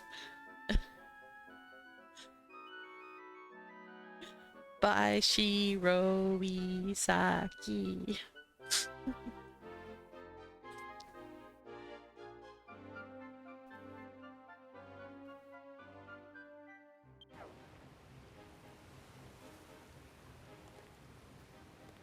Put another rock over on this side.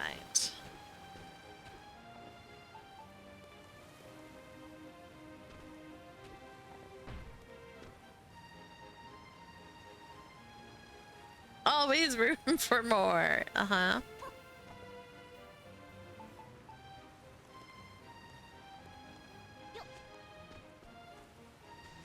That's the problem, though. And then you get into like the Japanese islands where like every square inch is covered with something.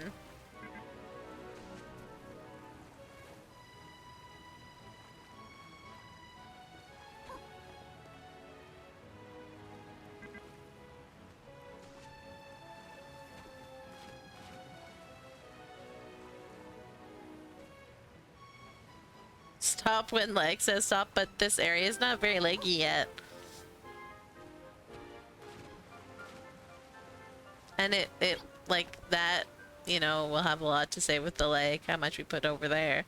So that's why I don't want to put too much. What? This one needs a thing. Right.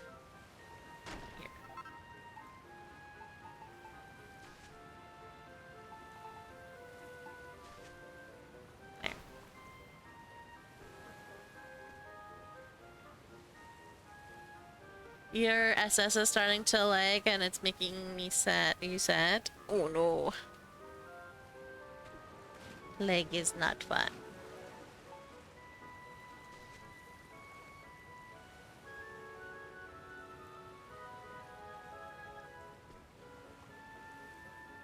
And we're over here.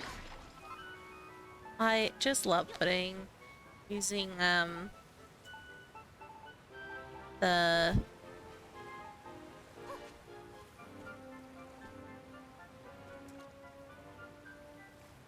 bamboo is like ground cover. That is much. We'll go. Oh, I used all of them.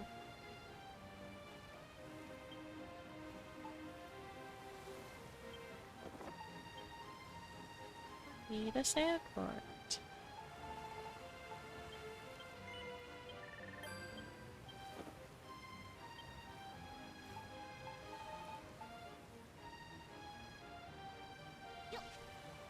There you go. Covers the hole better.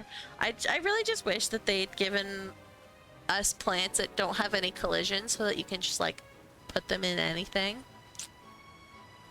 Or that more like items that take up multiple blocks, like these stones for example, actually only took up one block, and then the part that like overlaps, like you can put stuff in it, because it's so handy when you have blocks like that.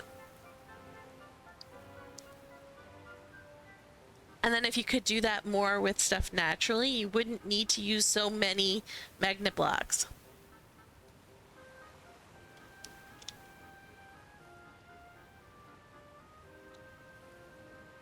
It would be better.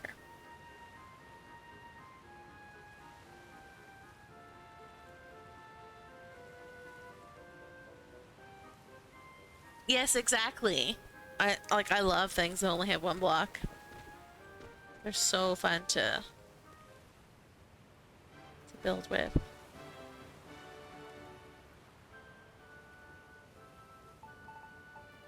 I'll put this here, just because there's not much places it can go to. Especially if we do that. And then if it spreads, oh well.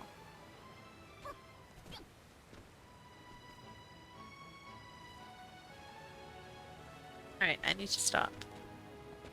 Stop or I stop.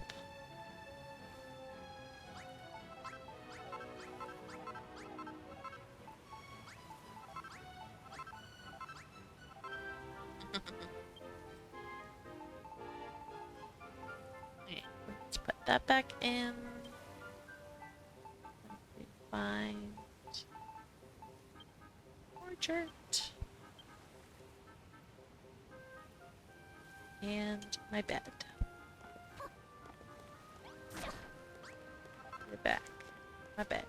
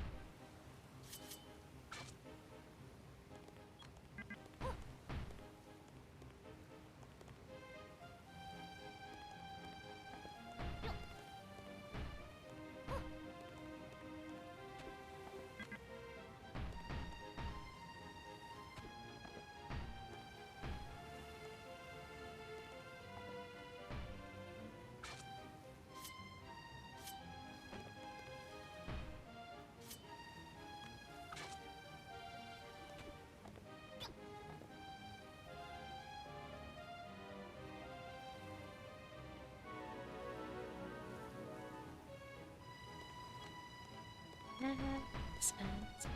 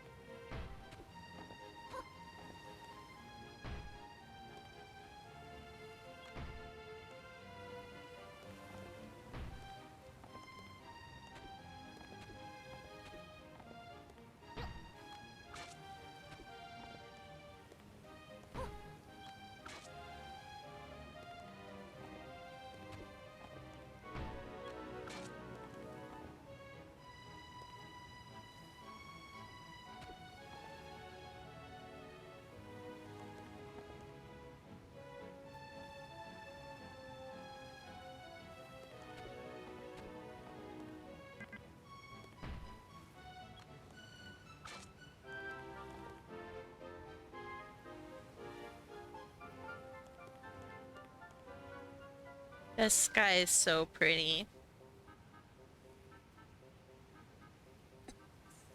It falls into the ceiling. uh,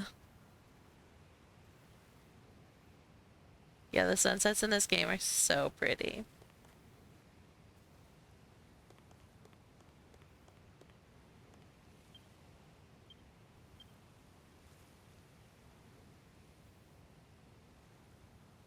This makes everything look on fire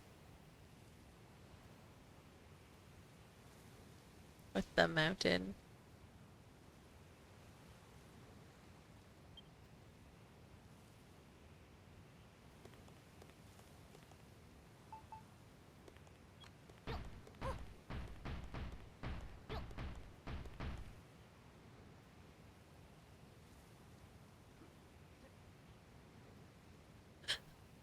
That's a funny little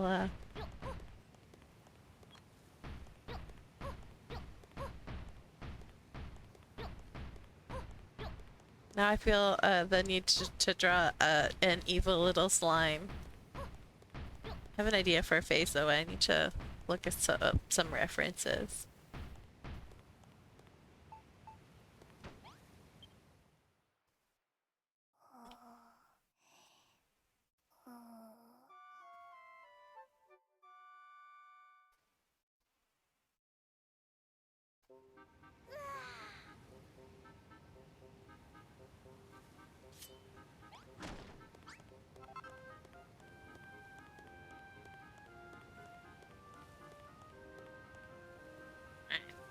Let's do. I don't have the bird, so we will. I think that looks pretty good. I think if we just do this top, you spotted it, eh? If we just do the top with like a bunch of little pillars like that, I think it would look good.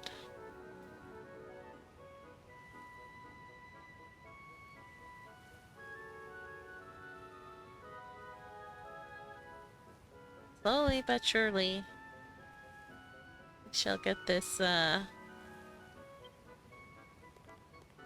Kingdom finished. Completely. Not just half-assed.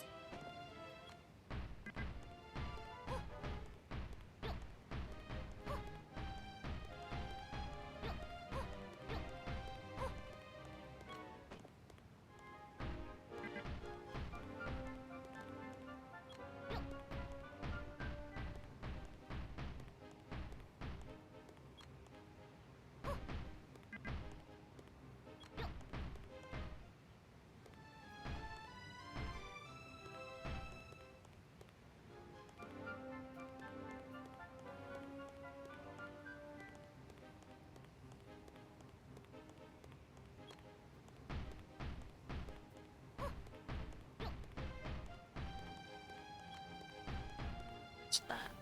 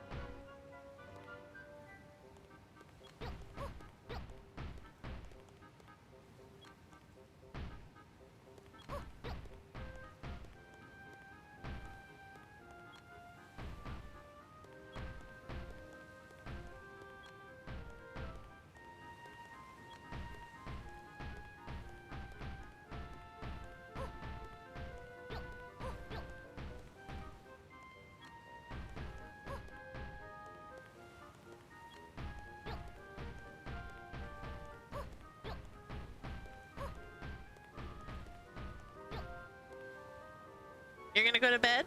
Good night. Thanks for hanging out. Hope you have a good sleep. Yeah, I was outside for a good portion of today. So I'm exhausted as well. Even if I stop streaming though, I would not go to bed, so I'll keep streaming instead. Sun is raining, and I tried to hide in the shade most of the time, but like as someone who never spends any time in the sun at all, like even like the probably like half an hour total that I spent in the sun was just exhausting. There's a reason I take D supplements. It's because I hide from the sun. Like I was outside for like 2 hours almost. But like in the actual direct sunlight, it was only like half an hour.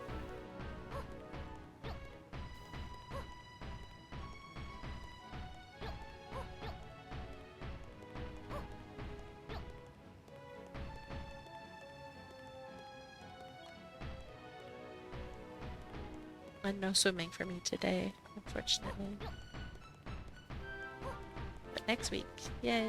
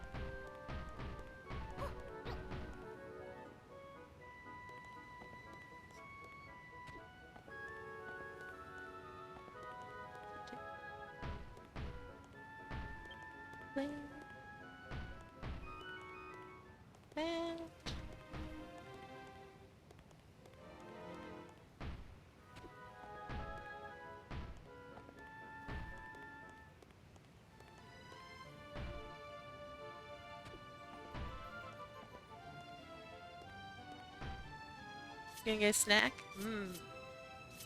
Yummy.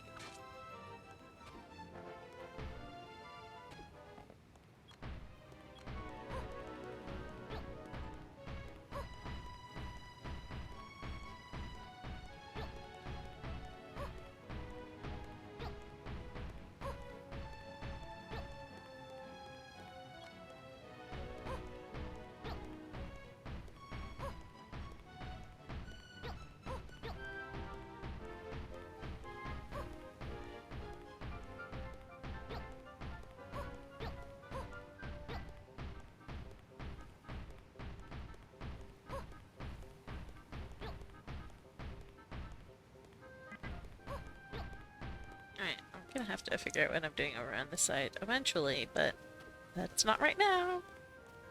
That is a future aura problem. Nope, that's not. Sigh.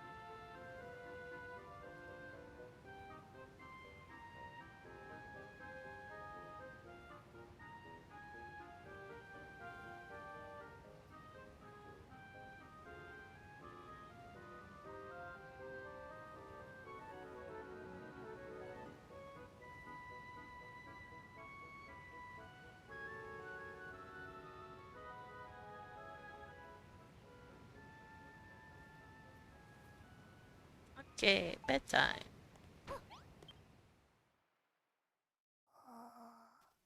I keep trying to do that in fantasy life, where you like I go up to the bed and try and sleep in it from like the foot of the bed, like this. But you can't. You have to go at it from the side to sleep. Like one of the things that I like better about builders over fantasy life is that you can access things from all angles. Hey, it's a dog. The pooch. What you doing?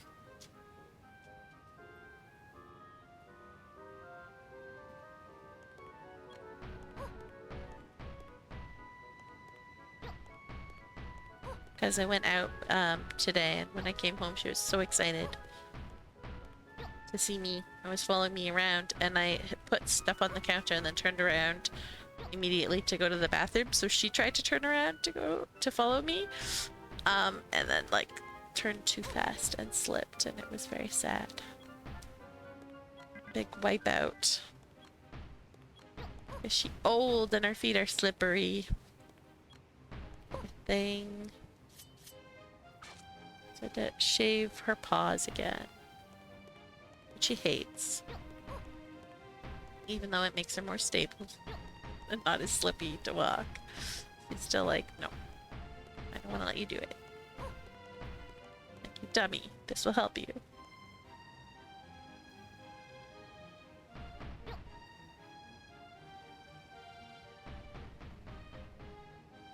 But no, she doesn't want to do it.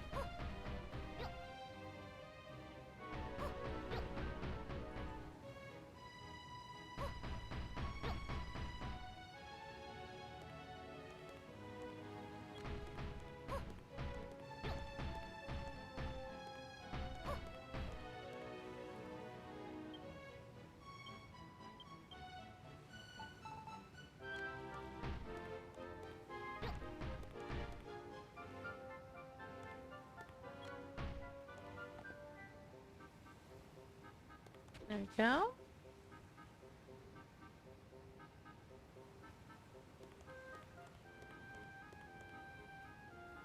No, but I did show the other thing. Like, a different drawing. Yeah.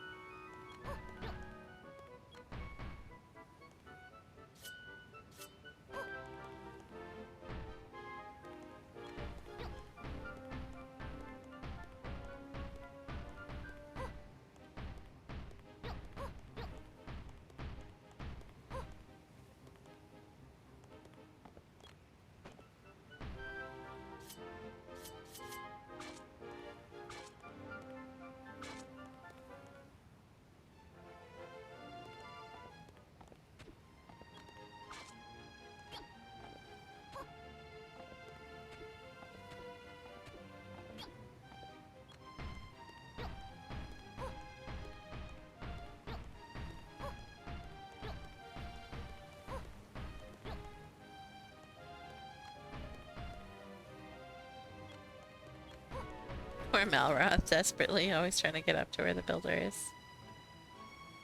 See you, buddy.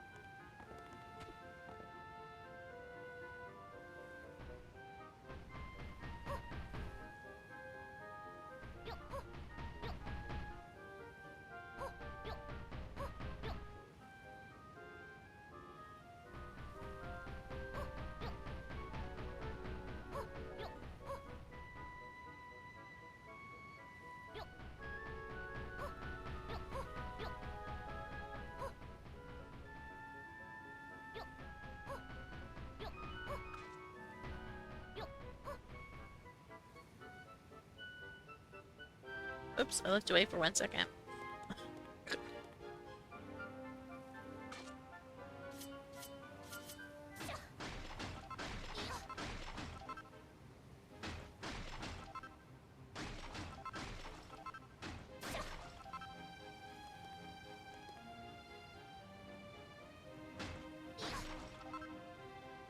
You've returned with popcorn and grapes? Man, oh, I want popcorn and grapes.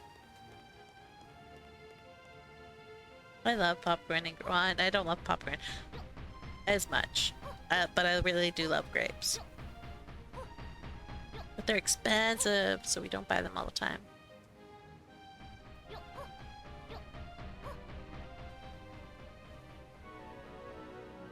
I have very little fruit that I can actually eat. So the fruit that I can eat, I love. Fruits are so good.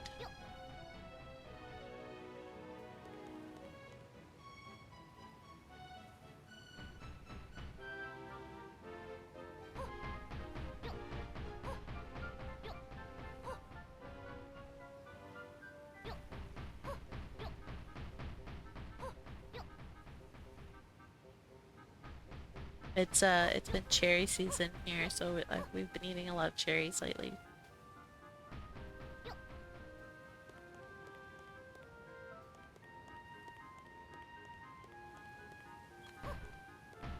But I haven't had cherries in a couple days, so it might be over when.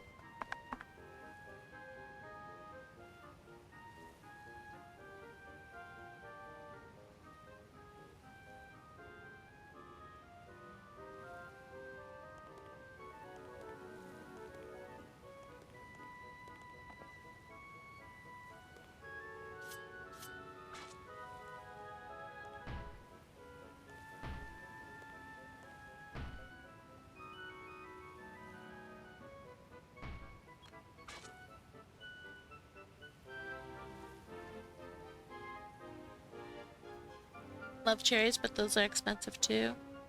But one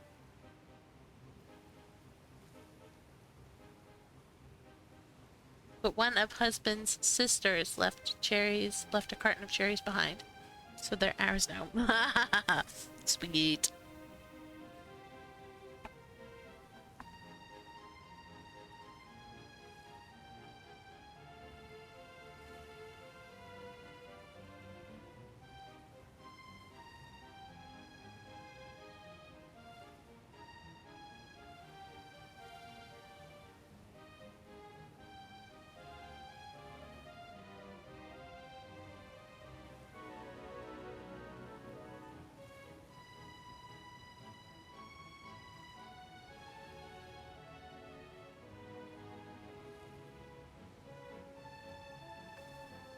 Ooh, welcome back, Mithrin. I'm sorry you lost internet. I was wondering what happened to you. I was like, hey Mithrin, are you ready to discuss island planning? But then I looked at the chat list and I'm like, oh, he's not here anymore. Dang it.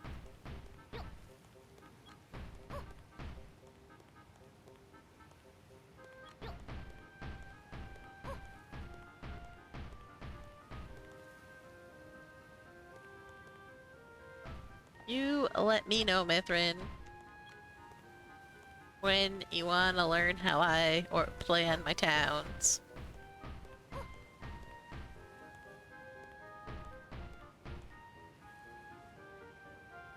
You have green gardens mostly flat, but have been bringing it to a tile or two above the tablet. I see.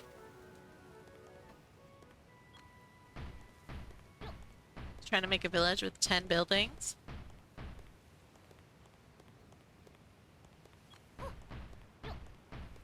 I don't know about 10 buildings, but I can definitely walk you through how I plan my towns and stuff.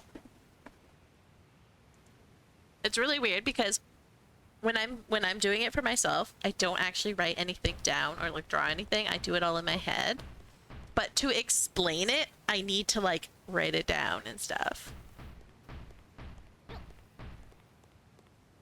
So, pretty sensei. Let's Because look, I have this. So basically what I did was I took Sapphire's map that they made with the different zones and then zoomed in on Green Gardens. So get a good... But one of the first things that I try and figure out is you need a water source. So in the Green Gardens, if you still have that or whatever, you have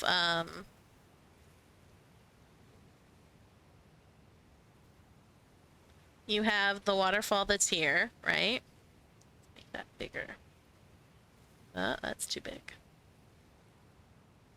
There we go. And then it kind of snakes along here and goes down here, right? So you gotta look at and then there's another one that kind of goes along that way. If you've done how they have things planned. So a really good thing to do is once you have your water figured out, and you can add other water elsewhere too. You know, it doesn't have to just stay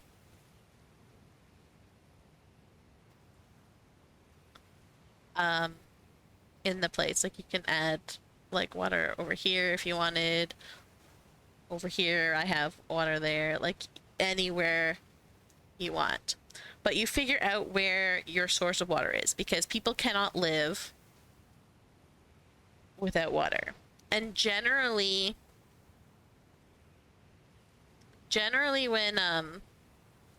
when people live, like when you're making maps and stuff, you got to look at like major crossroads. Towns will build up around those. Or like rivers, right? Towns will build up around those. And you gotta, like, this is just basically how you need to think about stuff like that. And so a town would 100% build up somewhere around in here, right? And I would put, it's tough to understand for some reason. Well, you got to think about what people are doing, right?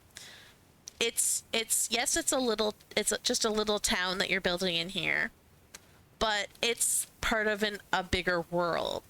So how do people get to your town? Like, where are the roads leading into your town, right? You need to decide things like that. You need to decide like where the water is going. Where do people like cross the river?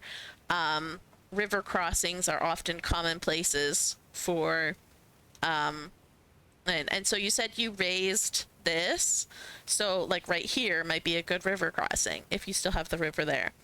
And then what you would usually do is you would have like an inn, right, near part of it, maybe a restaurant, right? The river is gone. Okay. But this is just like, I'm just showing you, I'm just showing you my thought process so that you can like work with it. I made a smiley face. I didn't mean to, but yeah. So you put like a restaurant there, maybe somebody's house. Oh, how did I go with white?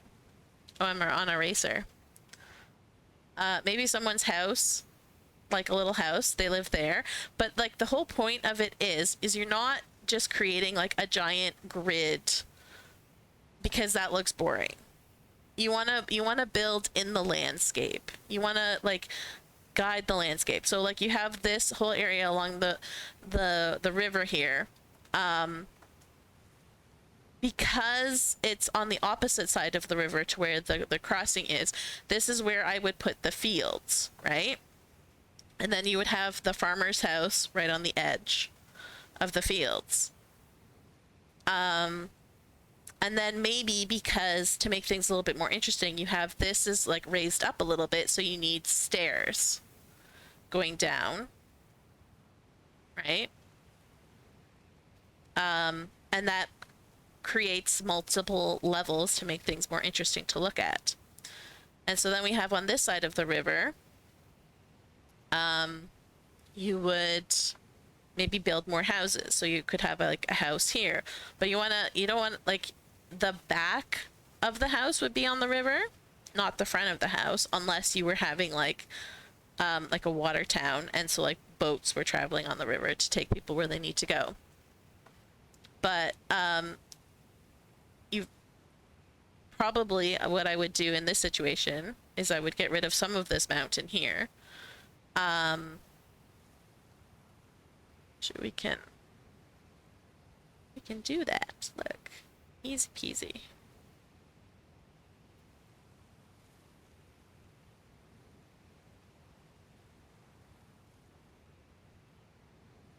Nope, wrong thing. All right, I'll just fill it in.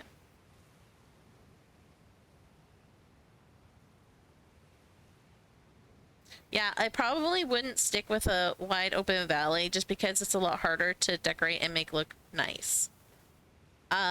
But like you can open it up a little bit, like maybe open up more here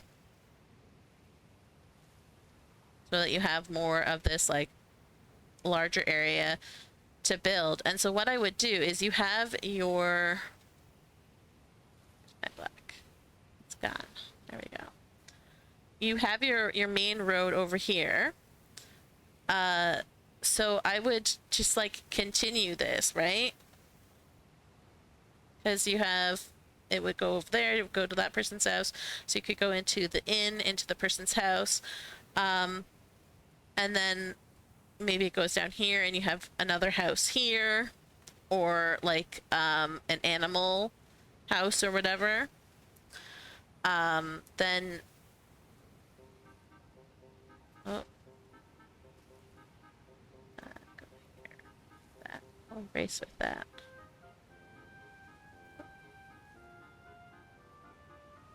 And then you have your road, and I would maybe like snake it a little bit, right? So that you can have like maybe another house here, a house here, a house here. I would put like a fountain or a town square or something here, because that's naturally where that wants to be. And then maybe you put like a farmer's market or something here, or like a little shop, right? And then this can be like a nature spot, like a little forest or trees or something, a park. And then see that like it fills it up, and it kind of looks like everything progressed naturally, right? Over here you would have like, on this side you would have more like buildings and stuff. I don't know if you're covering that, but you could always like have like a building over top of this, and when you teleport to it, it'll put you right in front on top of it. So it's just a matter of like finding, like, you got to take things in stages. Finding the water source is always the first step for me, because humans need water, animals need water. They're gonna build around water sources, right? That's the first step. And then after that, you just kind of gotta go with the lay of the land and like figure out where you're gonna put things. Like if you did get rid of this whole area, say, get that. If you did get rid of all of this, right?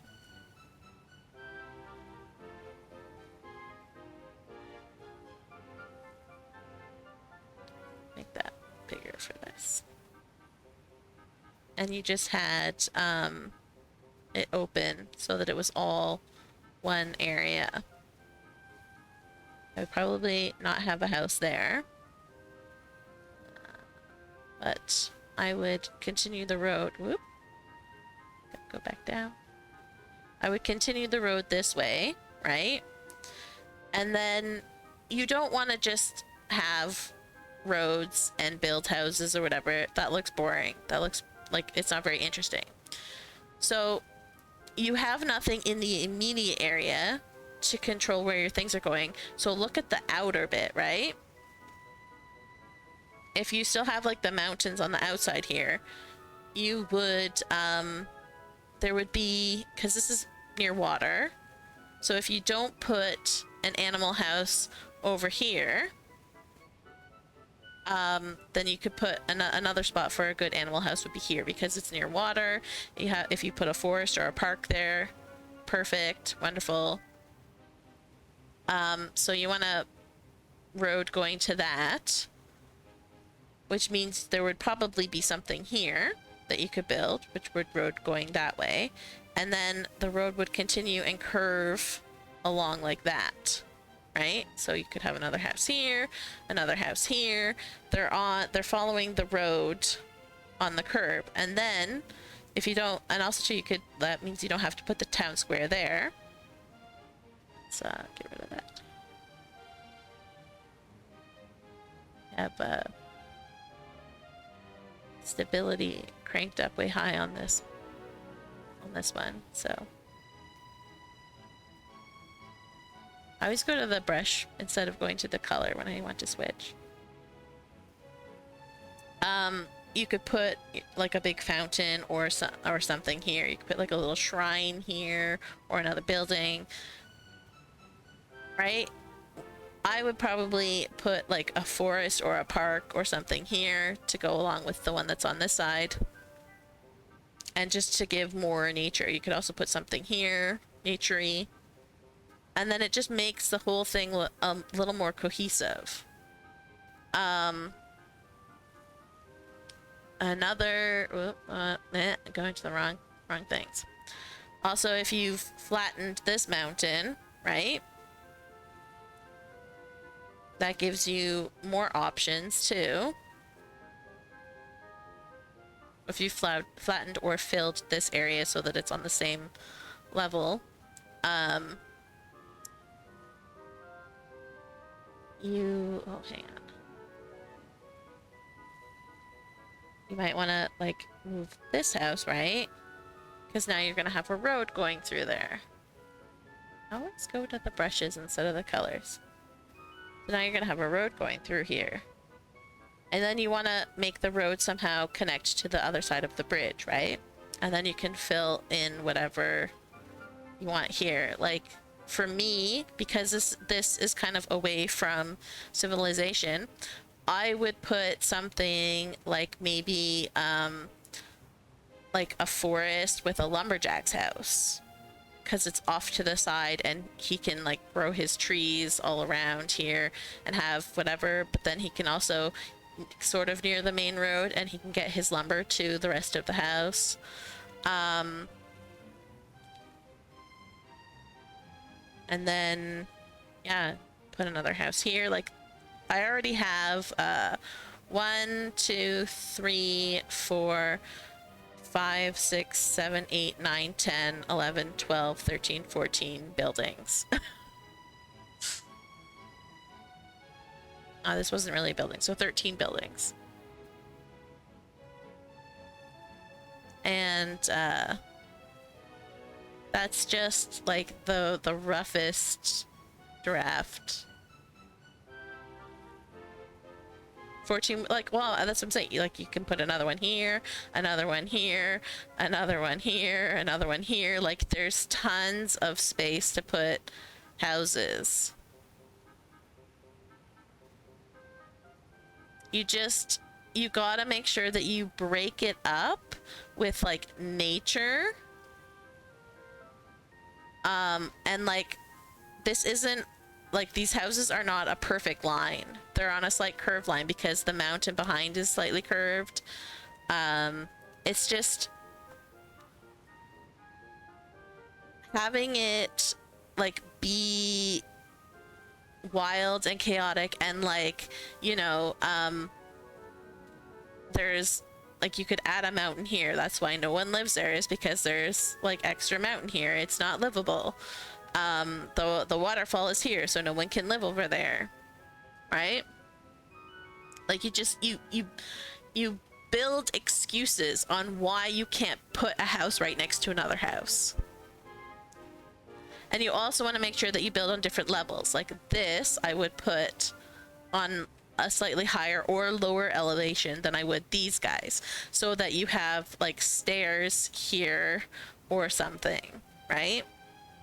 I would probably put this house on the corner here as a slightly different elevation than the stuff on the opposite side of the road, or the house beside it. And like slightly different elevation from the houses across from it too. You can, that way you can make like interesting where you have the cliff and then the stairs is going up beside the cliff. Those can look really, really nice. You can decorate, have some decorations on top, put some decorations in front, guide people to the stairs, right? And it's not a matter like with when you build like this, it's not a matter of like getting it perfect, because you're building naturally how humans tend to build, right? It's about deciding, like the first thing you need to do is decide your water, right? Or a major road.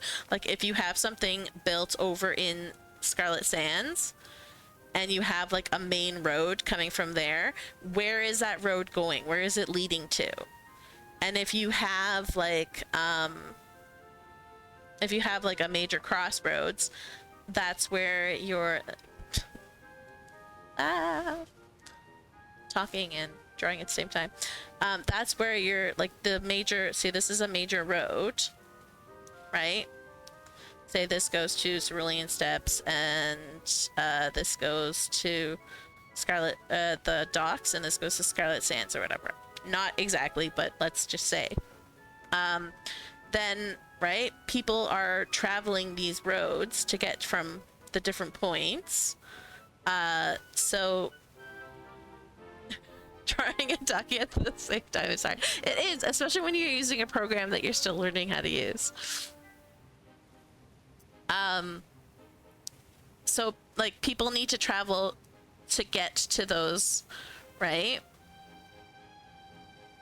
Like they can't, like you're gonna have like wood and or nature or like waterfall or whatever in between, so they can't just go across. They need to go to get to their destination or that way, right? Which means that there would be a natural, like in this spot that's in between all of nature and like on the main crossroads, there would a town would be built.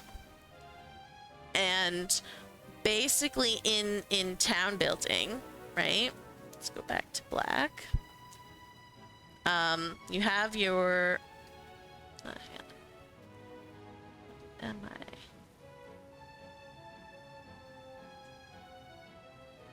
you have your main crossroads, and so on the main crossroads, because that's where the most travel is, that's where you have your inn or your restaurant or a tavern, or there's stables for Animal House or whatever, right?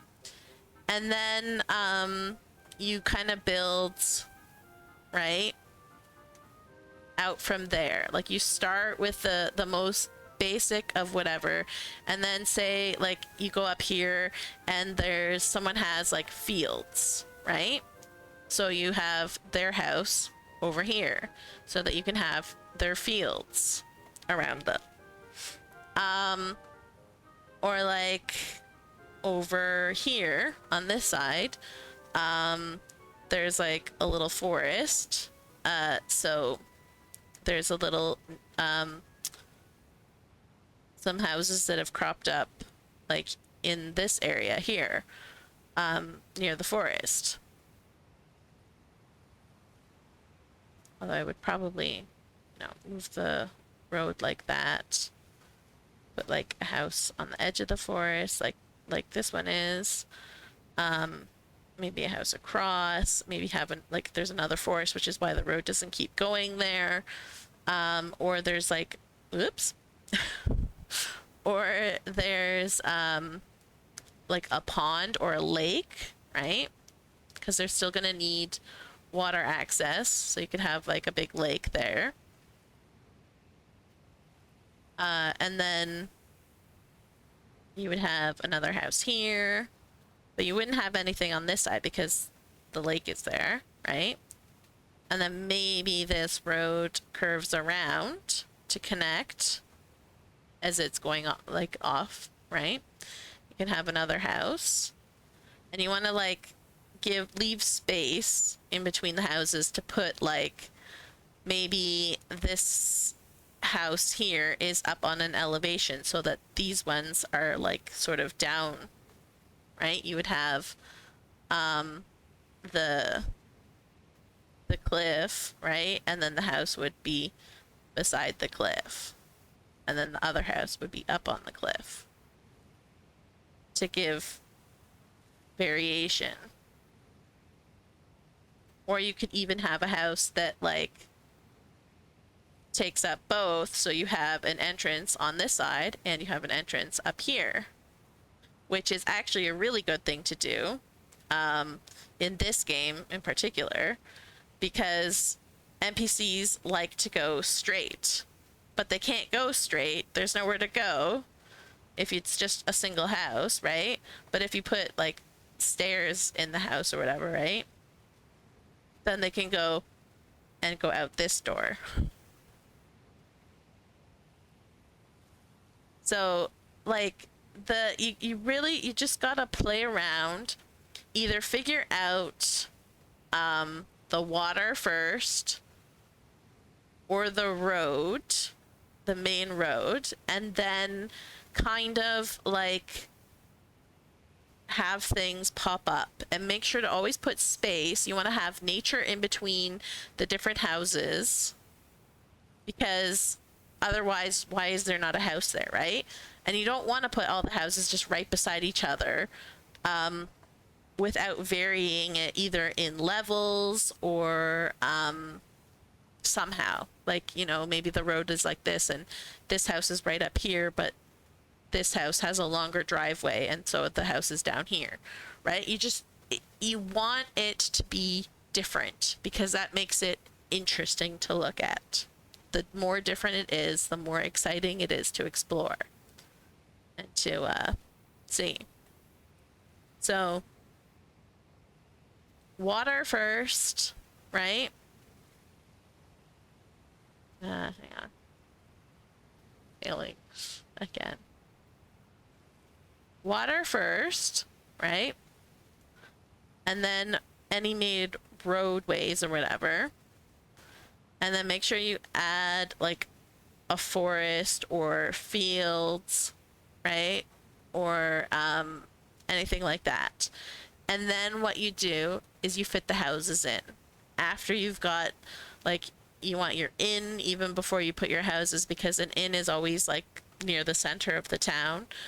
Maybe you have your tavern, your stables, which I'm gonna use instead of like animal house because it's shorter to write. And then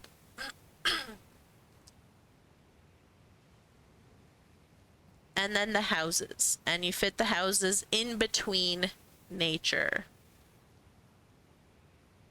right? Nature is very, very important.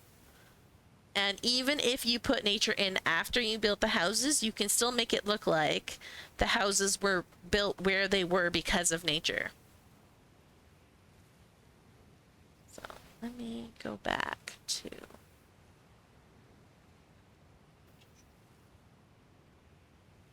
It will be on YouTube next Monday. Let me go back to this. Put my bed.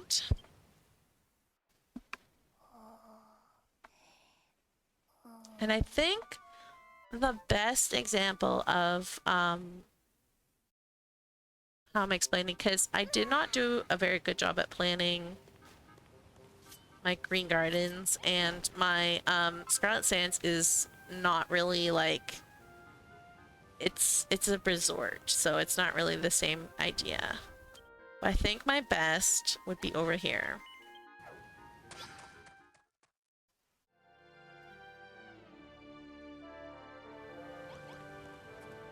Right, so they're on, like, coastal is also very commonplace for people to live because it's a source of food, even if it's not necessarily a source of water. So I started them on the coast. Like this I knew that I was starting with. And then I have my main road, right? Which splits, and you see, like, it doesn't go straight. It splits and curves off through a nice little forest. They have their main emblem here, and then the road continues up to a shrine, and I have like multiple different levels because that keeps it interesting to look at. And then you can follow the road and get to another little like house, right? And now you don't need this much space in between your houses and stuff, right? Like I'm probably gonna put a road down here to connect these guys a little bit better.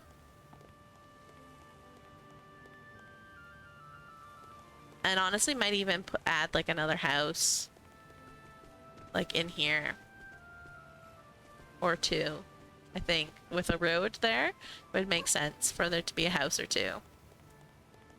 And then over here, because I would have like this continuation off, I would probably have the road go through here and then curve back through to here. And now what I might put back here is like a bigger building that I want to take up a lot more space. But it would still be like an important building, but I could put something like a school or heck, a museum, anything like that. And then what I would do like along the road is I would have like other things, like maybe because this is right by the cliff, it's not a house. Maybe it's like a little park with a seating area so that people can come and enjoy the view. Maybe I put a house on this side, although not too many because this house is built into the mountain, so not so much. Definitely can put some houses in here on this side. But it's all a matter of just like finding the flow of your island. You find the water, the main water source, and you go from there. I find is the easiest way. And I sort of like, I do this all in my head. And then figure it out as I build, because like the way I build allows for that. I don't have to plan it out. I'm having that problem in fantasy life because it's a lot more restrictive with the building. It's a lot harder to destroy. Whoops. It's a lot harder to destroy things. Shoot, ad break.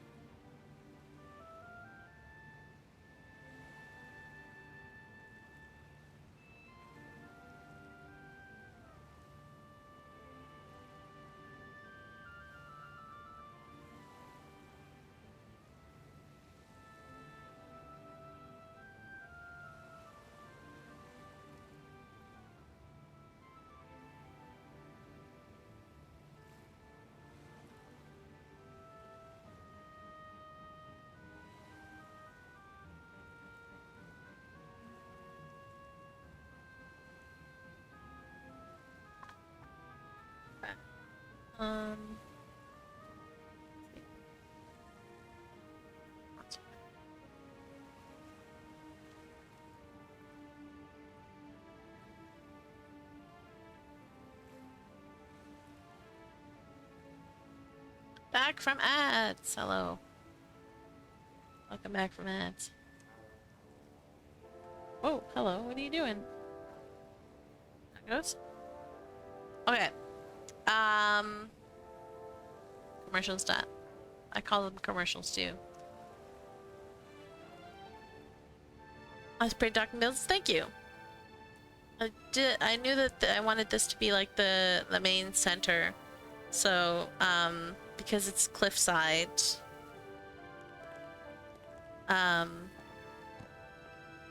there's not really like a center to it because you're looking at it from here. It's all like,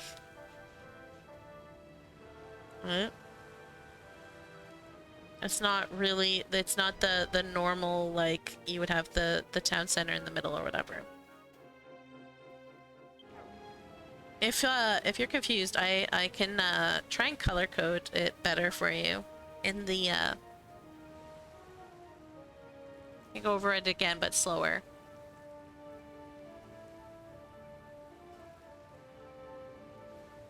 But do it on a blank canvas so that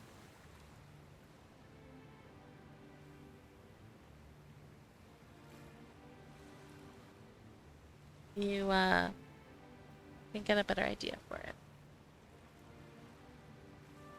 Oh no, kitty scratches are no good. You need some polysporin. Alright, let's go with that. And no, this one. So first step, right? You have your blank land, right? You can do whatever you want with it. Let's say you have a river going through right here, right? And then maybe there is a lake or a pond or something over here. So what you're gonna need to think about next is roads, right? You're gonna want to find, like, this would be a good place for a crossing because it's narrow. And then probably somewhere like over here would be another place for a crossing. Not necessarily because it's narrow, but just because you want more than one crossing for a river. So and then you would have, they would connect. So then you take with the space that you have in here, and this, like a house could fit here. So you build the house there. Not much is going to fit here. So that's where you would put either like some forest or a park, or you could have like a market there with like open stalls. Would be a good place for something like that. And then what I would probably do is add another road along like that, put a fountain or something, a town square, even though it's technically triangled. House, and you see how they're on angles. Like this one is facing this way, and this one is facing this way. So they're not, right? It's not like perfectly neat and square. And then you put another one over here, and again, it's not facing the same direction. It's facing this way. And then you put another house, which I would put like actually like an inn or something here, because it's right on this town square. You can have an entrance there and an entrance there. So it's good travel, right? They can get to it very easily. And then you can put another house here and another house here, and I would put like nature or woods or something in between the houses to give them space, or build one up on an elevation a little bit.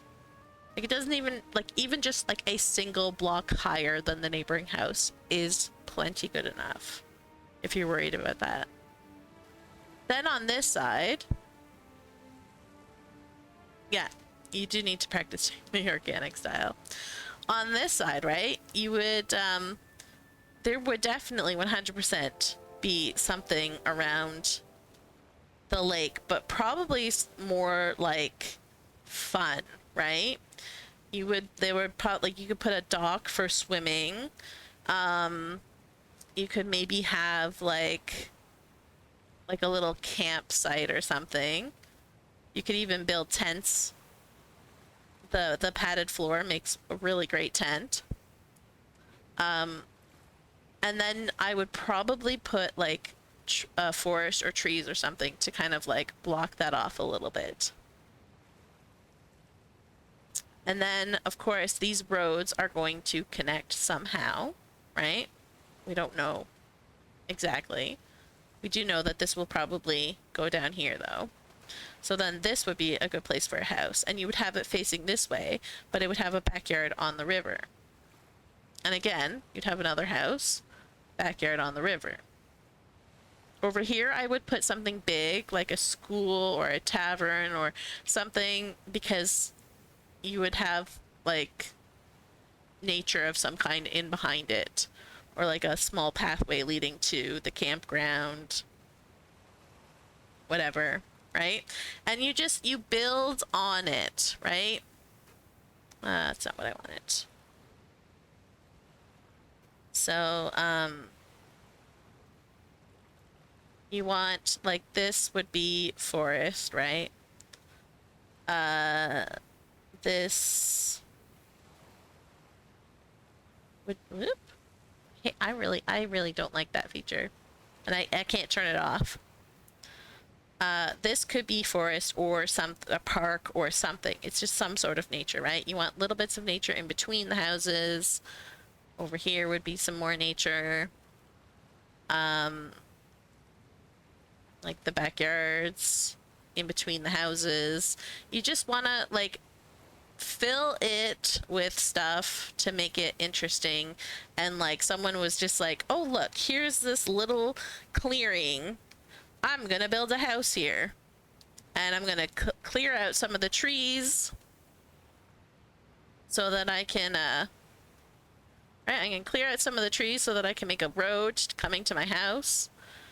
And I would have like my own personal dock and my front door leading to the road, and so that I could connect it to that and connect it to that, which means you would want something here, something could go here, here. I would probably put some sort, like another something nature here, or even mountains work. And then you could put some houses here. Right? Like there's all kinds of different ways to plan. You just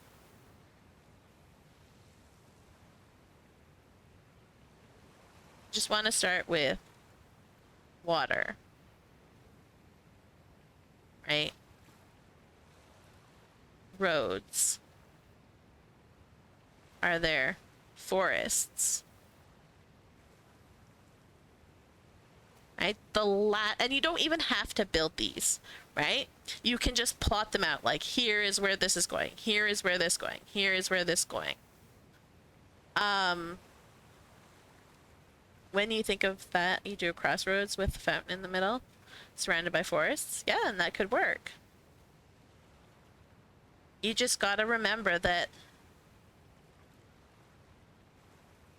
curves in the roads, right? Like even if you have a crossroads, it's not going to be perfect. Like the crossroads could go like this, right?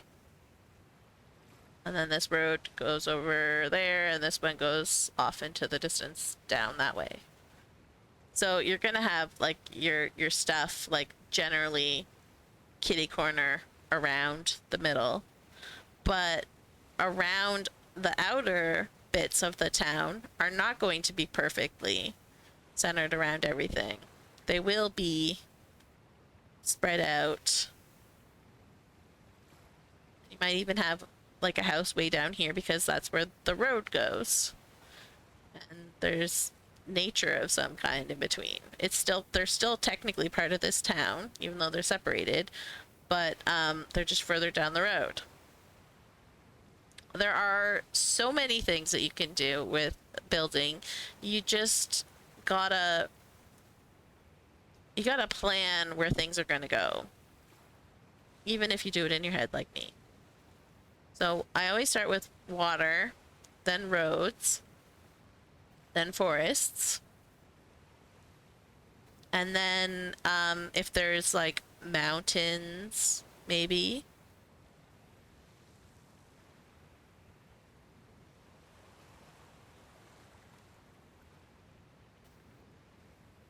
And then again, with my previous list, you want to put in, like, that's when you start thinking about buildings. So the inn, the tavern, stable,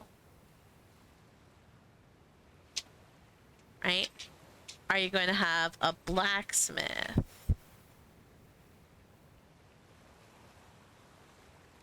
Or a lumber mill? Or a tailoring shop, right? These are all things that you could have. But once you figure out like what buildings you're planning on having, then you find the individual houses.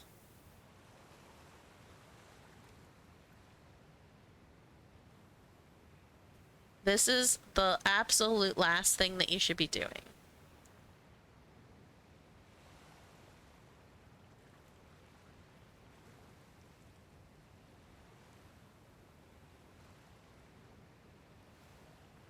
Right? Once you have everything else figured out, then you fit the houses in, and that makes them look more naturally placed. And the only reason I'm saying that you should do it that way is because you have a huge tendency to try and build the houses in these neat, perfect, like, structured blocks, and then you don't like how it looks. So I'm suggesting to you, maybe focus on the houses last and get everything else around instead. Right? Plan your town.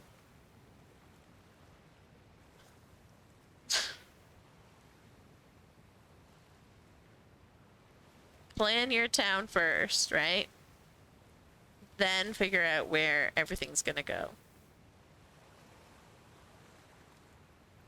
And then what this does too is, like, you have this plot for a house, right? So if you build a house and you don't like it, it doesn't mean you have to destroy everything around it. It just means you destroy this one plot, because around it you have like nature and whatever built up, right? It's just this one house that you don't like. So that's all you have to destroy.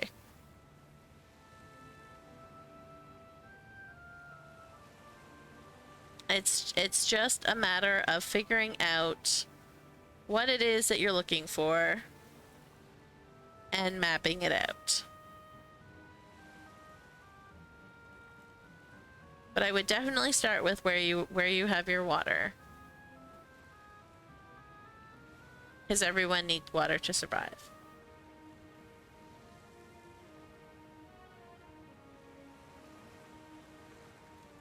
And it doesn't necessarily have to be like in this exact order either. Like, if you figure out where your water, is going to be, right? And then there's one spot that would make a really good individual house, then you set aside that spot for that house, and you continue with your water and your roads and your whatever, right? You can put aside the specific spots for your houses as you're doing all these things. So if you're like building mountains and you just so happen to have like a lovely like little like rounded area in the mountains, right? These are all mountains. This one's even worse than the other one.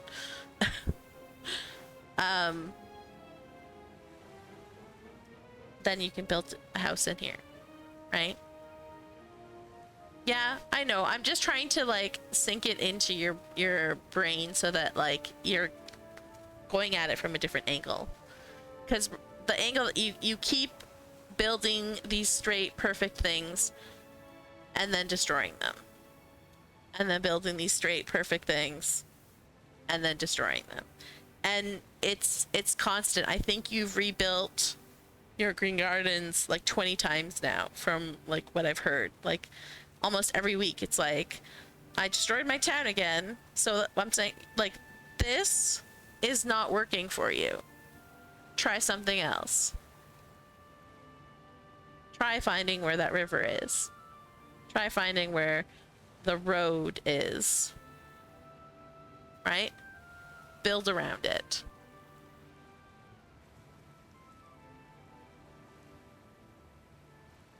And then it might...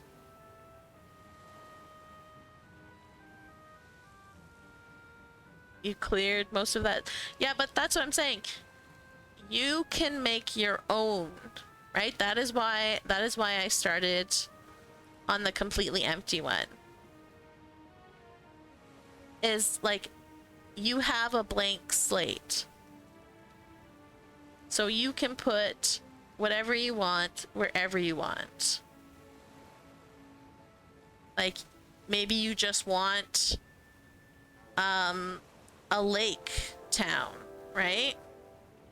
Then you make this really weird shape for a lake. And then you figure out things around there. Like maybe there's a road going here. I made this way too big. Well, actually, hang on. We're on a PC. We can do fun things like that.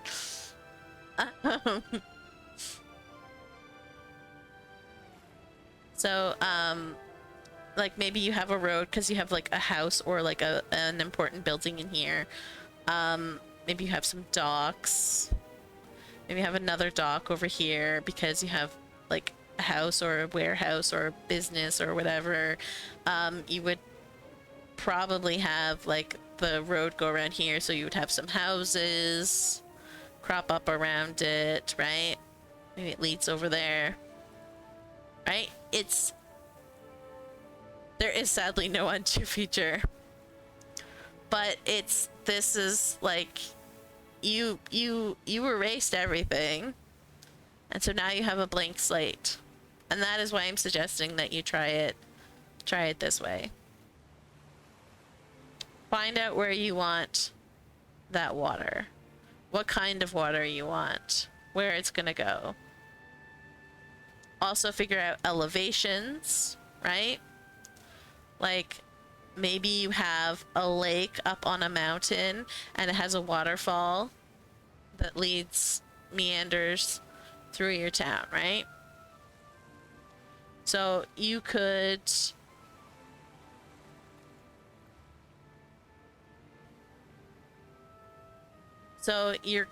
you are gonna have to build it from scratch, but I mean, that's this place. And not only did I build it, but like it's from the ocean floor that I built this up. So like it's possible. Like you can do it. It's gonna take you a little bit longer. But I think if you can figure out, right? Oh, my pencil. Get back here. If you can figure out like how your water is and build your water, I think it will help you with everything else. But I think water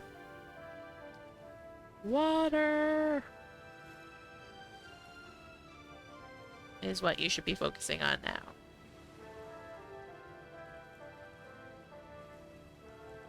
Got it?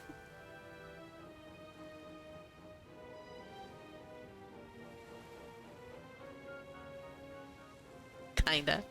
Well, you can watch it again on Monday. I always upload, unless I stream earlier than that. But my computer has still been not happy with things, so I'm hesitant to stream Fantasy Life. But whenever I stream, I always upload the previous stream to YouTube when I stream. So if I'm streaming, the previous stream will be on YouTube.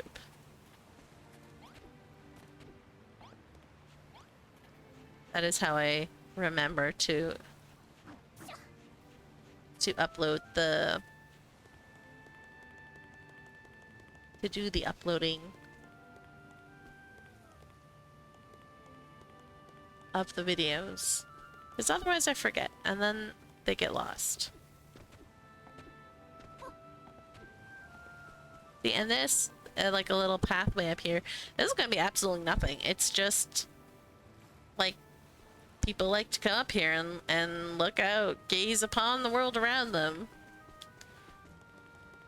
I'll probably put some plants and stuff up here. Lost forever, exactly. If you don't, and I actually had that happen somewhat recently. I was like, because I didn't stream for some reason, I forget why. I lost my voice or something. And I completely lost one of my streams. Because when I came back, after like a week or two or whatever, I realized it was gone. I was like, ah, shoot. So I do have a stream recently that has been lost to the ether, but I've been pretty good. I think honestly, in the 3 years that I've been streaming, that's the only one that I know about. So I might have lost like one more, but I don't think I've lost more than 2 streams. So everything's on YouTube. But yeah, I stream, and as I'm setting up stream, I export my stream from the previous stream to YouTube. That is not a bad track record.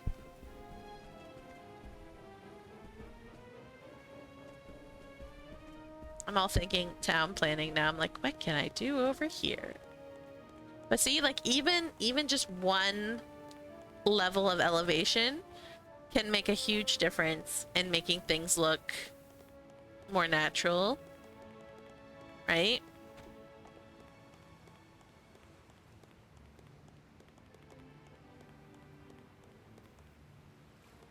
Like this island has a lot more planning put into it.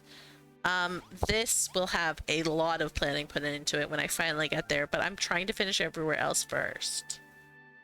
But this was just kind of like built willy-nilly.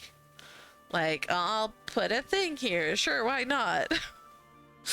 So it's not cohesive at all. I mean, it looks great, but it's not cohesive at all. This is a little more cohesive, but it's a resort, so again, it's not really a town. The Rock Kingdom is pretty, but again, it's a little bit different because you're building up. You're building elevated.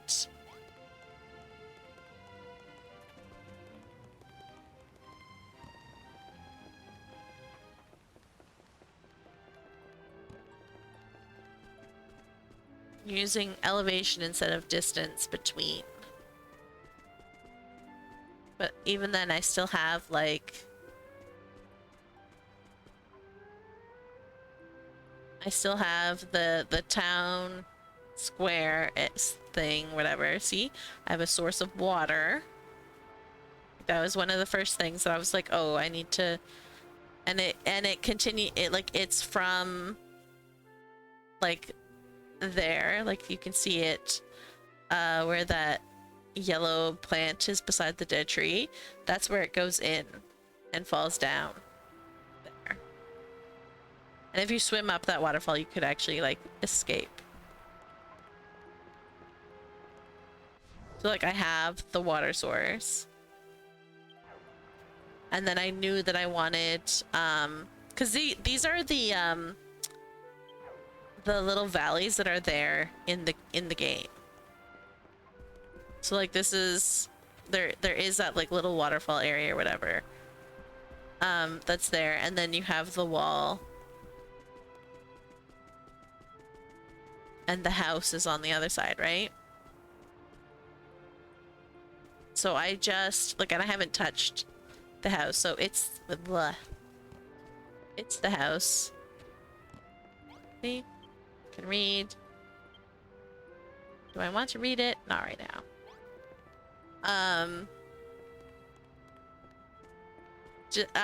I opened up a pathway, obviously, because I would need to, and I covered over the whole thing to make it caves. But I kept the general shape of it, and then so then I knew that like this was going to be my town center, and then I built everything like around it. But I started with the town center.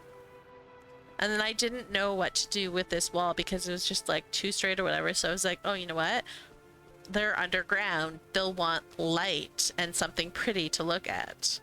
Right? So I just made this big fun wall of light to like, you know, make it more cozy down here. And then I have like the main road and stuff, and I'm like, well, what else would there be? Like, well, maybe they have like a vine operation. Like this is their version of like a winery, but it's underground vines. And then they go like, they have the road out of here. It's not like technically a road, but even then, like this is not like a main road, right? This is just like a back road. Even this is not really a main road. It's just like the caves.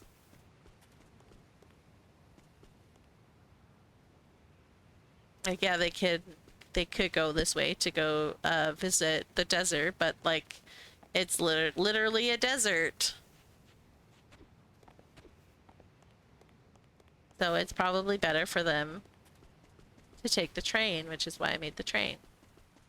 And so these guys would most likely have like people from the Plant Kingdom come through the back entrance into their city, their underground city. Or they would have people coming from the train station. Right? I imagine that those would be the two main ways that people would come to this area. And yes, the train station is facing a wall. I was originally going to have like a mountain path up through here, but now my headcanon for this is just that there was like a path through here and it just sort of collapsed.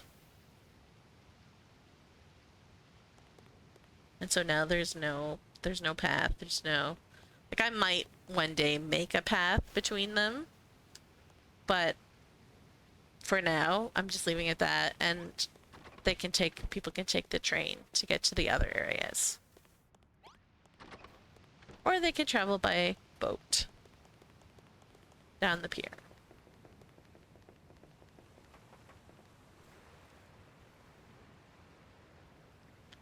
History of civilizations, water source, food source, trade, protection, shelter. Exactly. Exactly. Almost considered making a town with districts divided by canals. I mean,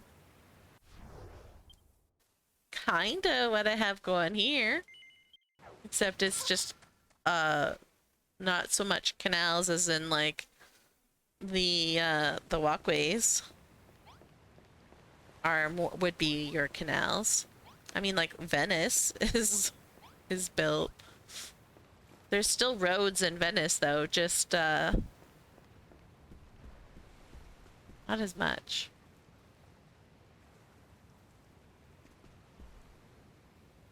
Like, see, this is all like, just imagine that instead of like the water in between the pathways are your water, and the water areas on mine would be like the land that you build on, right?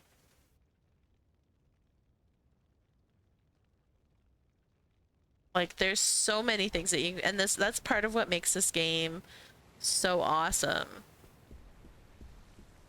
is that they're really just, the world is your oyster. You can do whatever you want.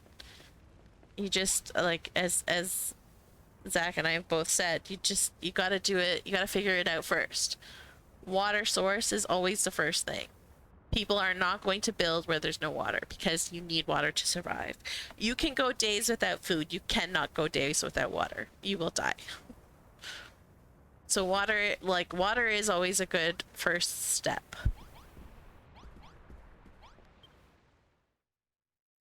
In a steel Brownbeard's bed, because he never sleeps, so.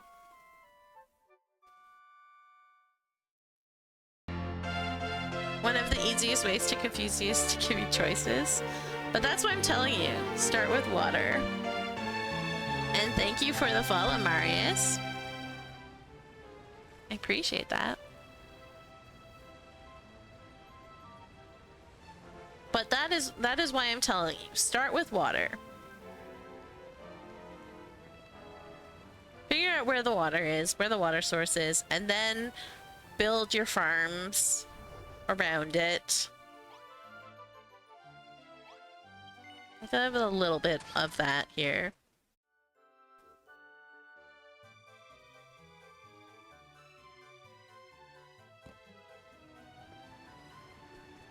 Like, I have a water source over here. Right? So they dug trenches to irrigate their fields with. Right? And I also, like, my other headcanon is that there's, like, water inside of here. Like, there's a spring inside that provides water.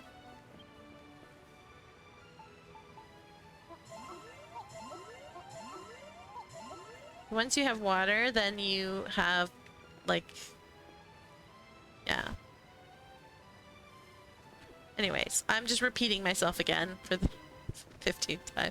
I will leave that at that for you, because I think we did a thorough explanation on what you should do.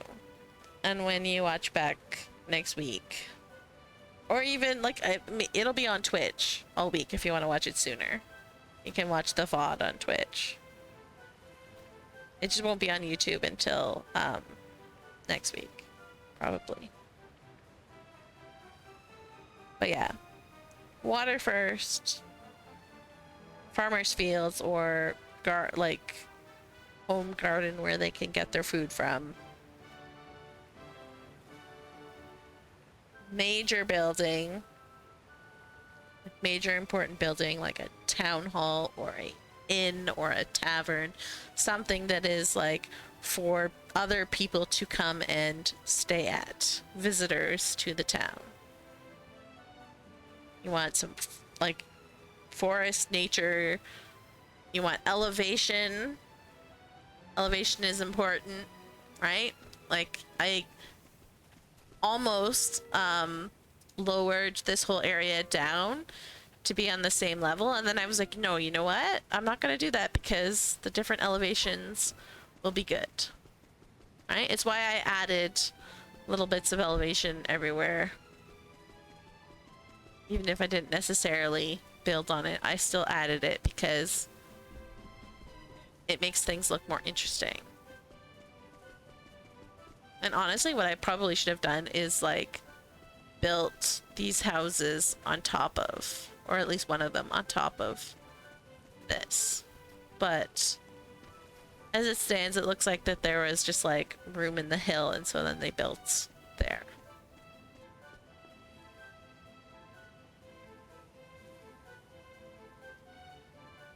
You love seeing builds with different elevations and is something you struggle with yourself? Yes. I also, like, until I built my my rock kingdom, I did really struggle with that as well.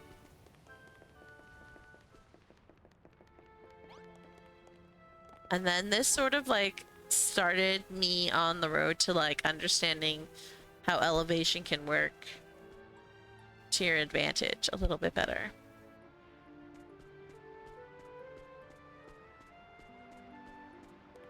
And it can make things a lot more interesting. Like, I am probably going to play with elevation a lot in the Cerulean Steppes. I just have not touched it at all.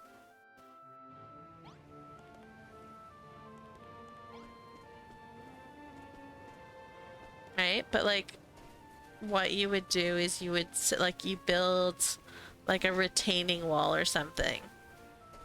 Right?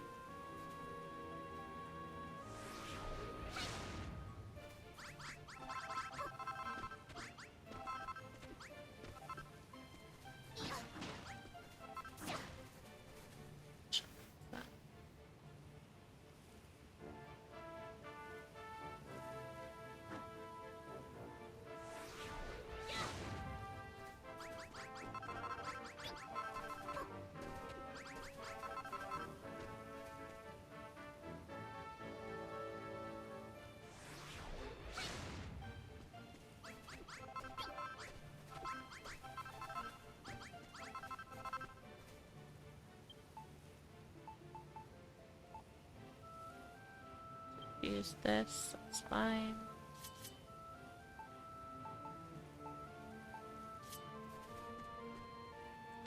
Right, so you have the wall and you would build a house here, right? And then you would have like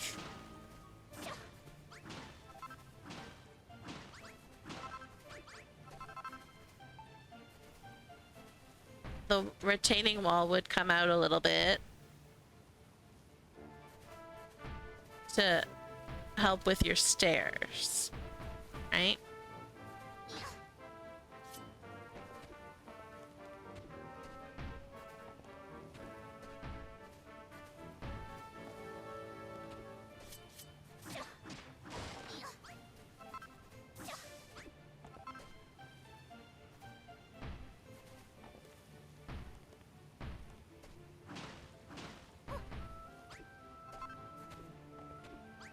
Right, you would have something like this so that like you go up the stairs and then you can either have like the second floor of that house on the next level, or you can just have like put like a little gap here and have the next house start, right?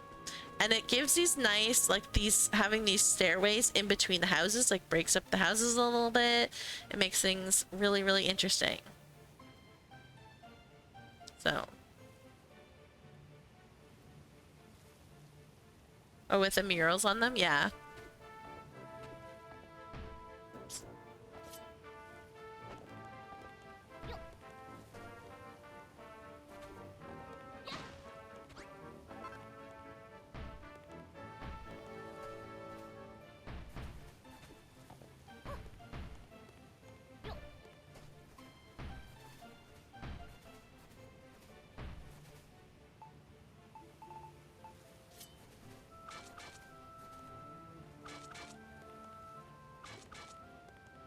See, this makes a interesting little like difference. You could have like another house. I would probably, if I was doing this, I would put another house. Oops. Like here with the entrance. A little further back, obviously, but like, right? And then because you already have like, now you have two houses, so like one is here, so you would obviously have like the road would curve a little bit, right? Like this, so that maybe this road curves in front of this house but then meanders down here into like this valley, right? And it's just like you start with one thing, and water is usually best, and then you go from there, and you build everything around, and you leave spaces for your houses. You don't build them, leave the spaces. You're just trying to get the world shaped to how you think it would be very nice, and like the water and the forest and the whatever, right? You just get all that set up and then worry about the houses. Part of the reason why I'm not in any rush to get to this area is because I still have so much to do with like the mountains around the edge, and I kind of want to finish those mountains first because those mountains are not moving. They are going to be where they are, and so like I want to get the mountains fixed, get the snow machines in the mountains where they're going to be, and then I can figure out the rest. I can start planning like what's going to be where.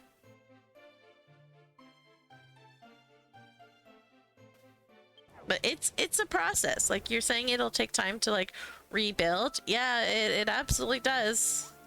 So look how long it's taking me to build this thing. A very, very long time. I built it from the ground up, and this is all solid, so make me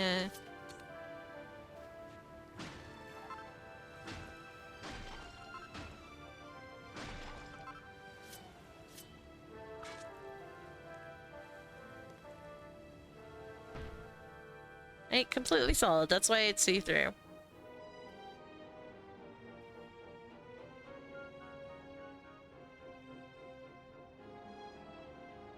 See, because you can see the blocks that have nothing on at least one side of them. So from the seafloor all the way up, and with mountains, I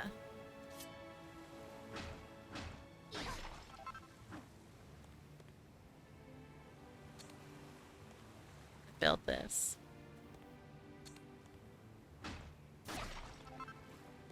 I filled it with purple because it was my purple island.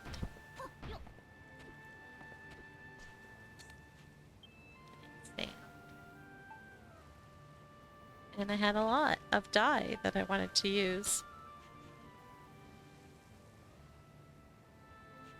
No worries, I'm probably gonna end soon. It's midnight. I'm starting to get a headache. I need to eat something. Have a snack, hydrate, go to bed. Been a long day. Yep, you gotta get the vibe from the beginning. It's really helpful. And I may not have like a lot done on this island, but I did get a general plan before I started building. Like a general idea, but that's how I build in this game, is I build and destroy until I get what I want. But you are struggling with that, which is why I'm suggesting plan it. Get your water, get your forests, get your fields set up, and then figure out houses. Right? That's exactly what I did over here. I knew that I was going to have water coming out of there somewhere. I wasn't sure exactly where.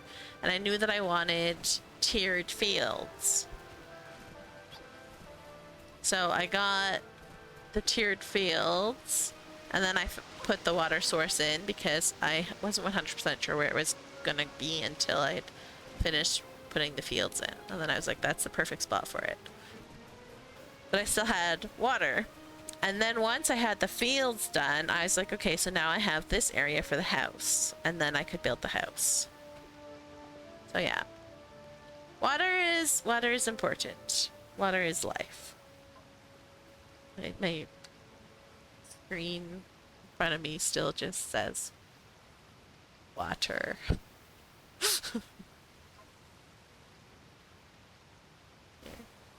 I have silly slime.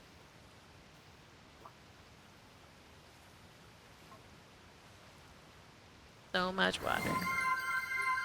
Water. Speaking of water, hydrate. Thank you for the hydrate. I will do that. It's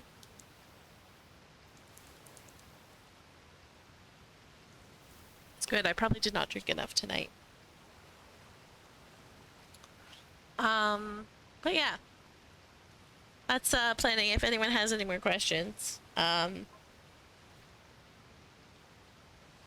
can find me on Reddit, on Twitter, on Blue Sky. I now have a Tumblr. Only very recently did I get a Tumblr.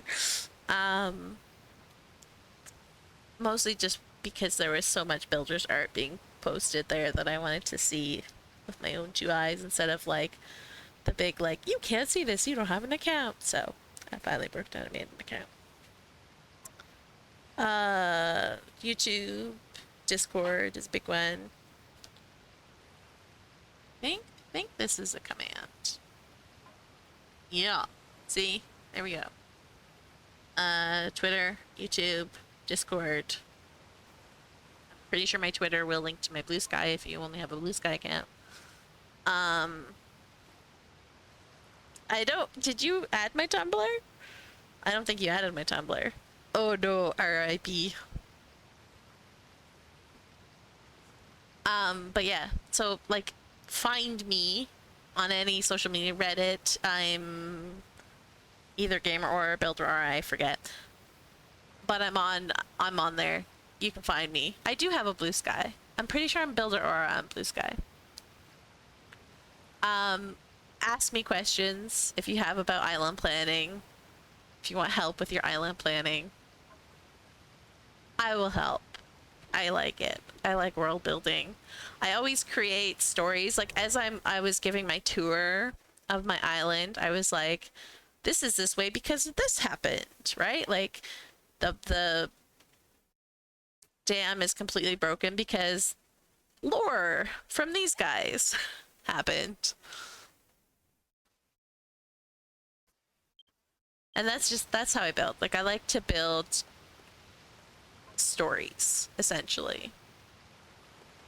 So if that helps you, then feel free to ask me questions. I'm available in tons of places on the internet. And worst case, I will stream my answer the next time I stream builders. So thanks for hanging out, everybody. We shall see you around. If I can remember it. Nope, that's the wrong button. That's the wrong button. There we go. Thanks for hanging out. We'll see you next time. Probably Monday, unless I get time to stream. It's summertime. It's hard to stream it in summer. Oh, look, there's my Tumblr. Anyways, yeah. Here's my thing. There's my thing.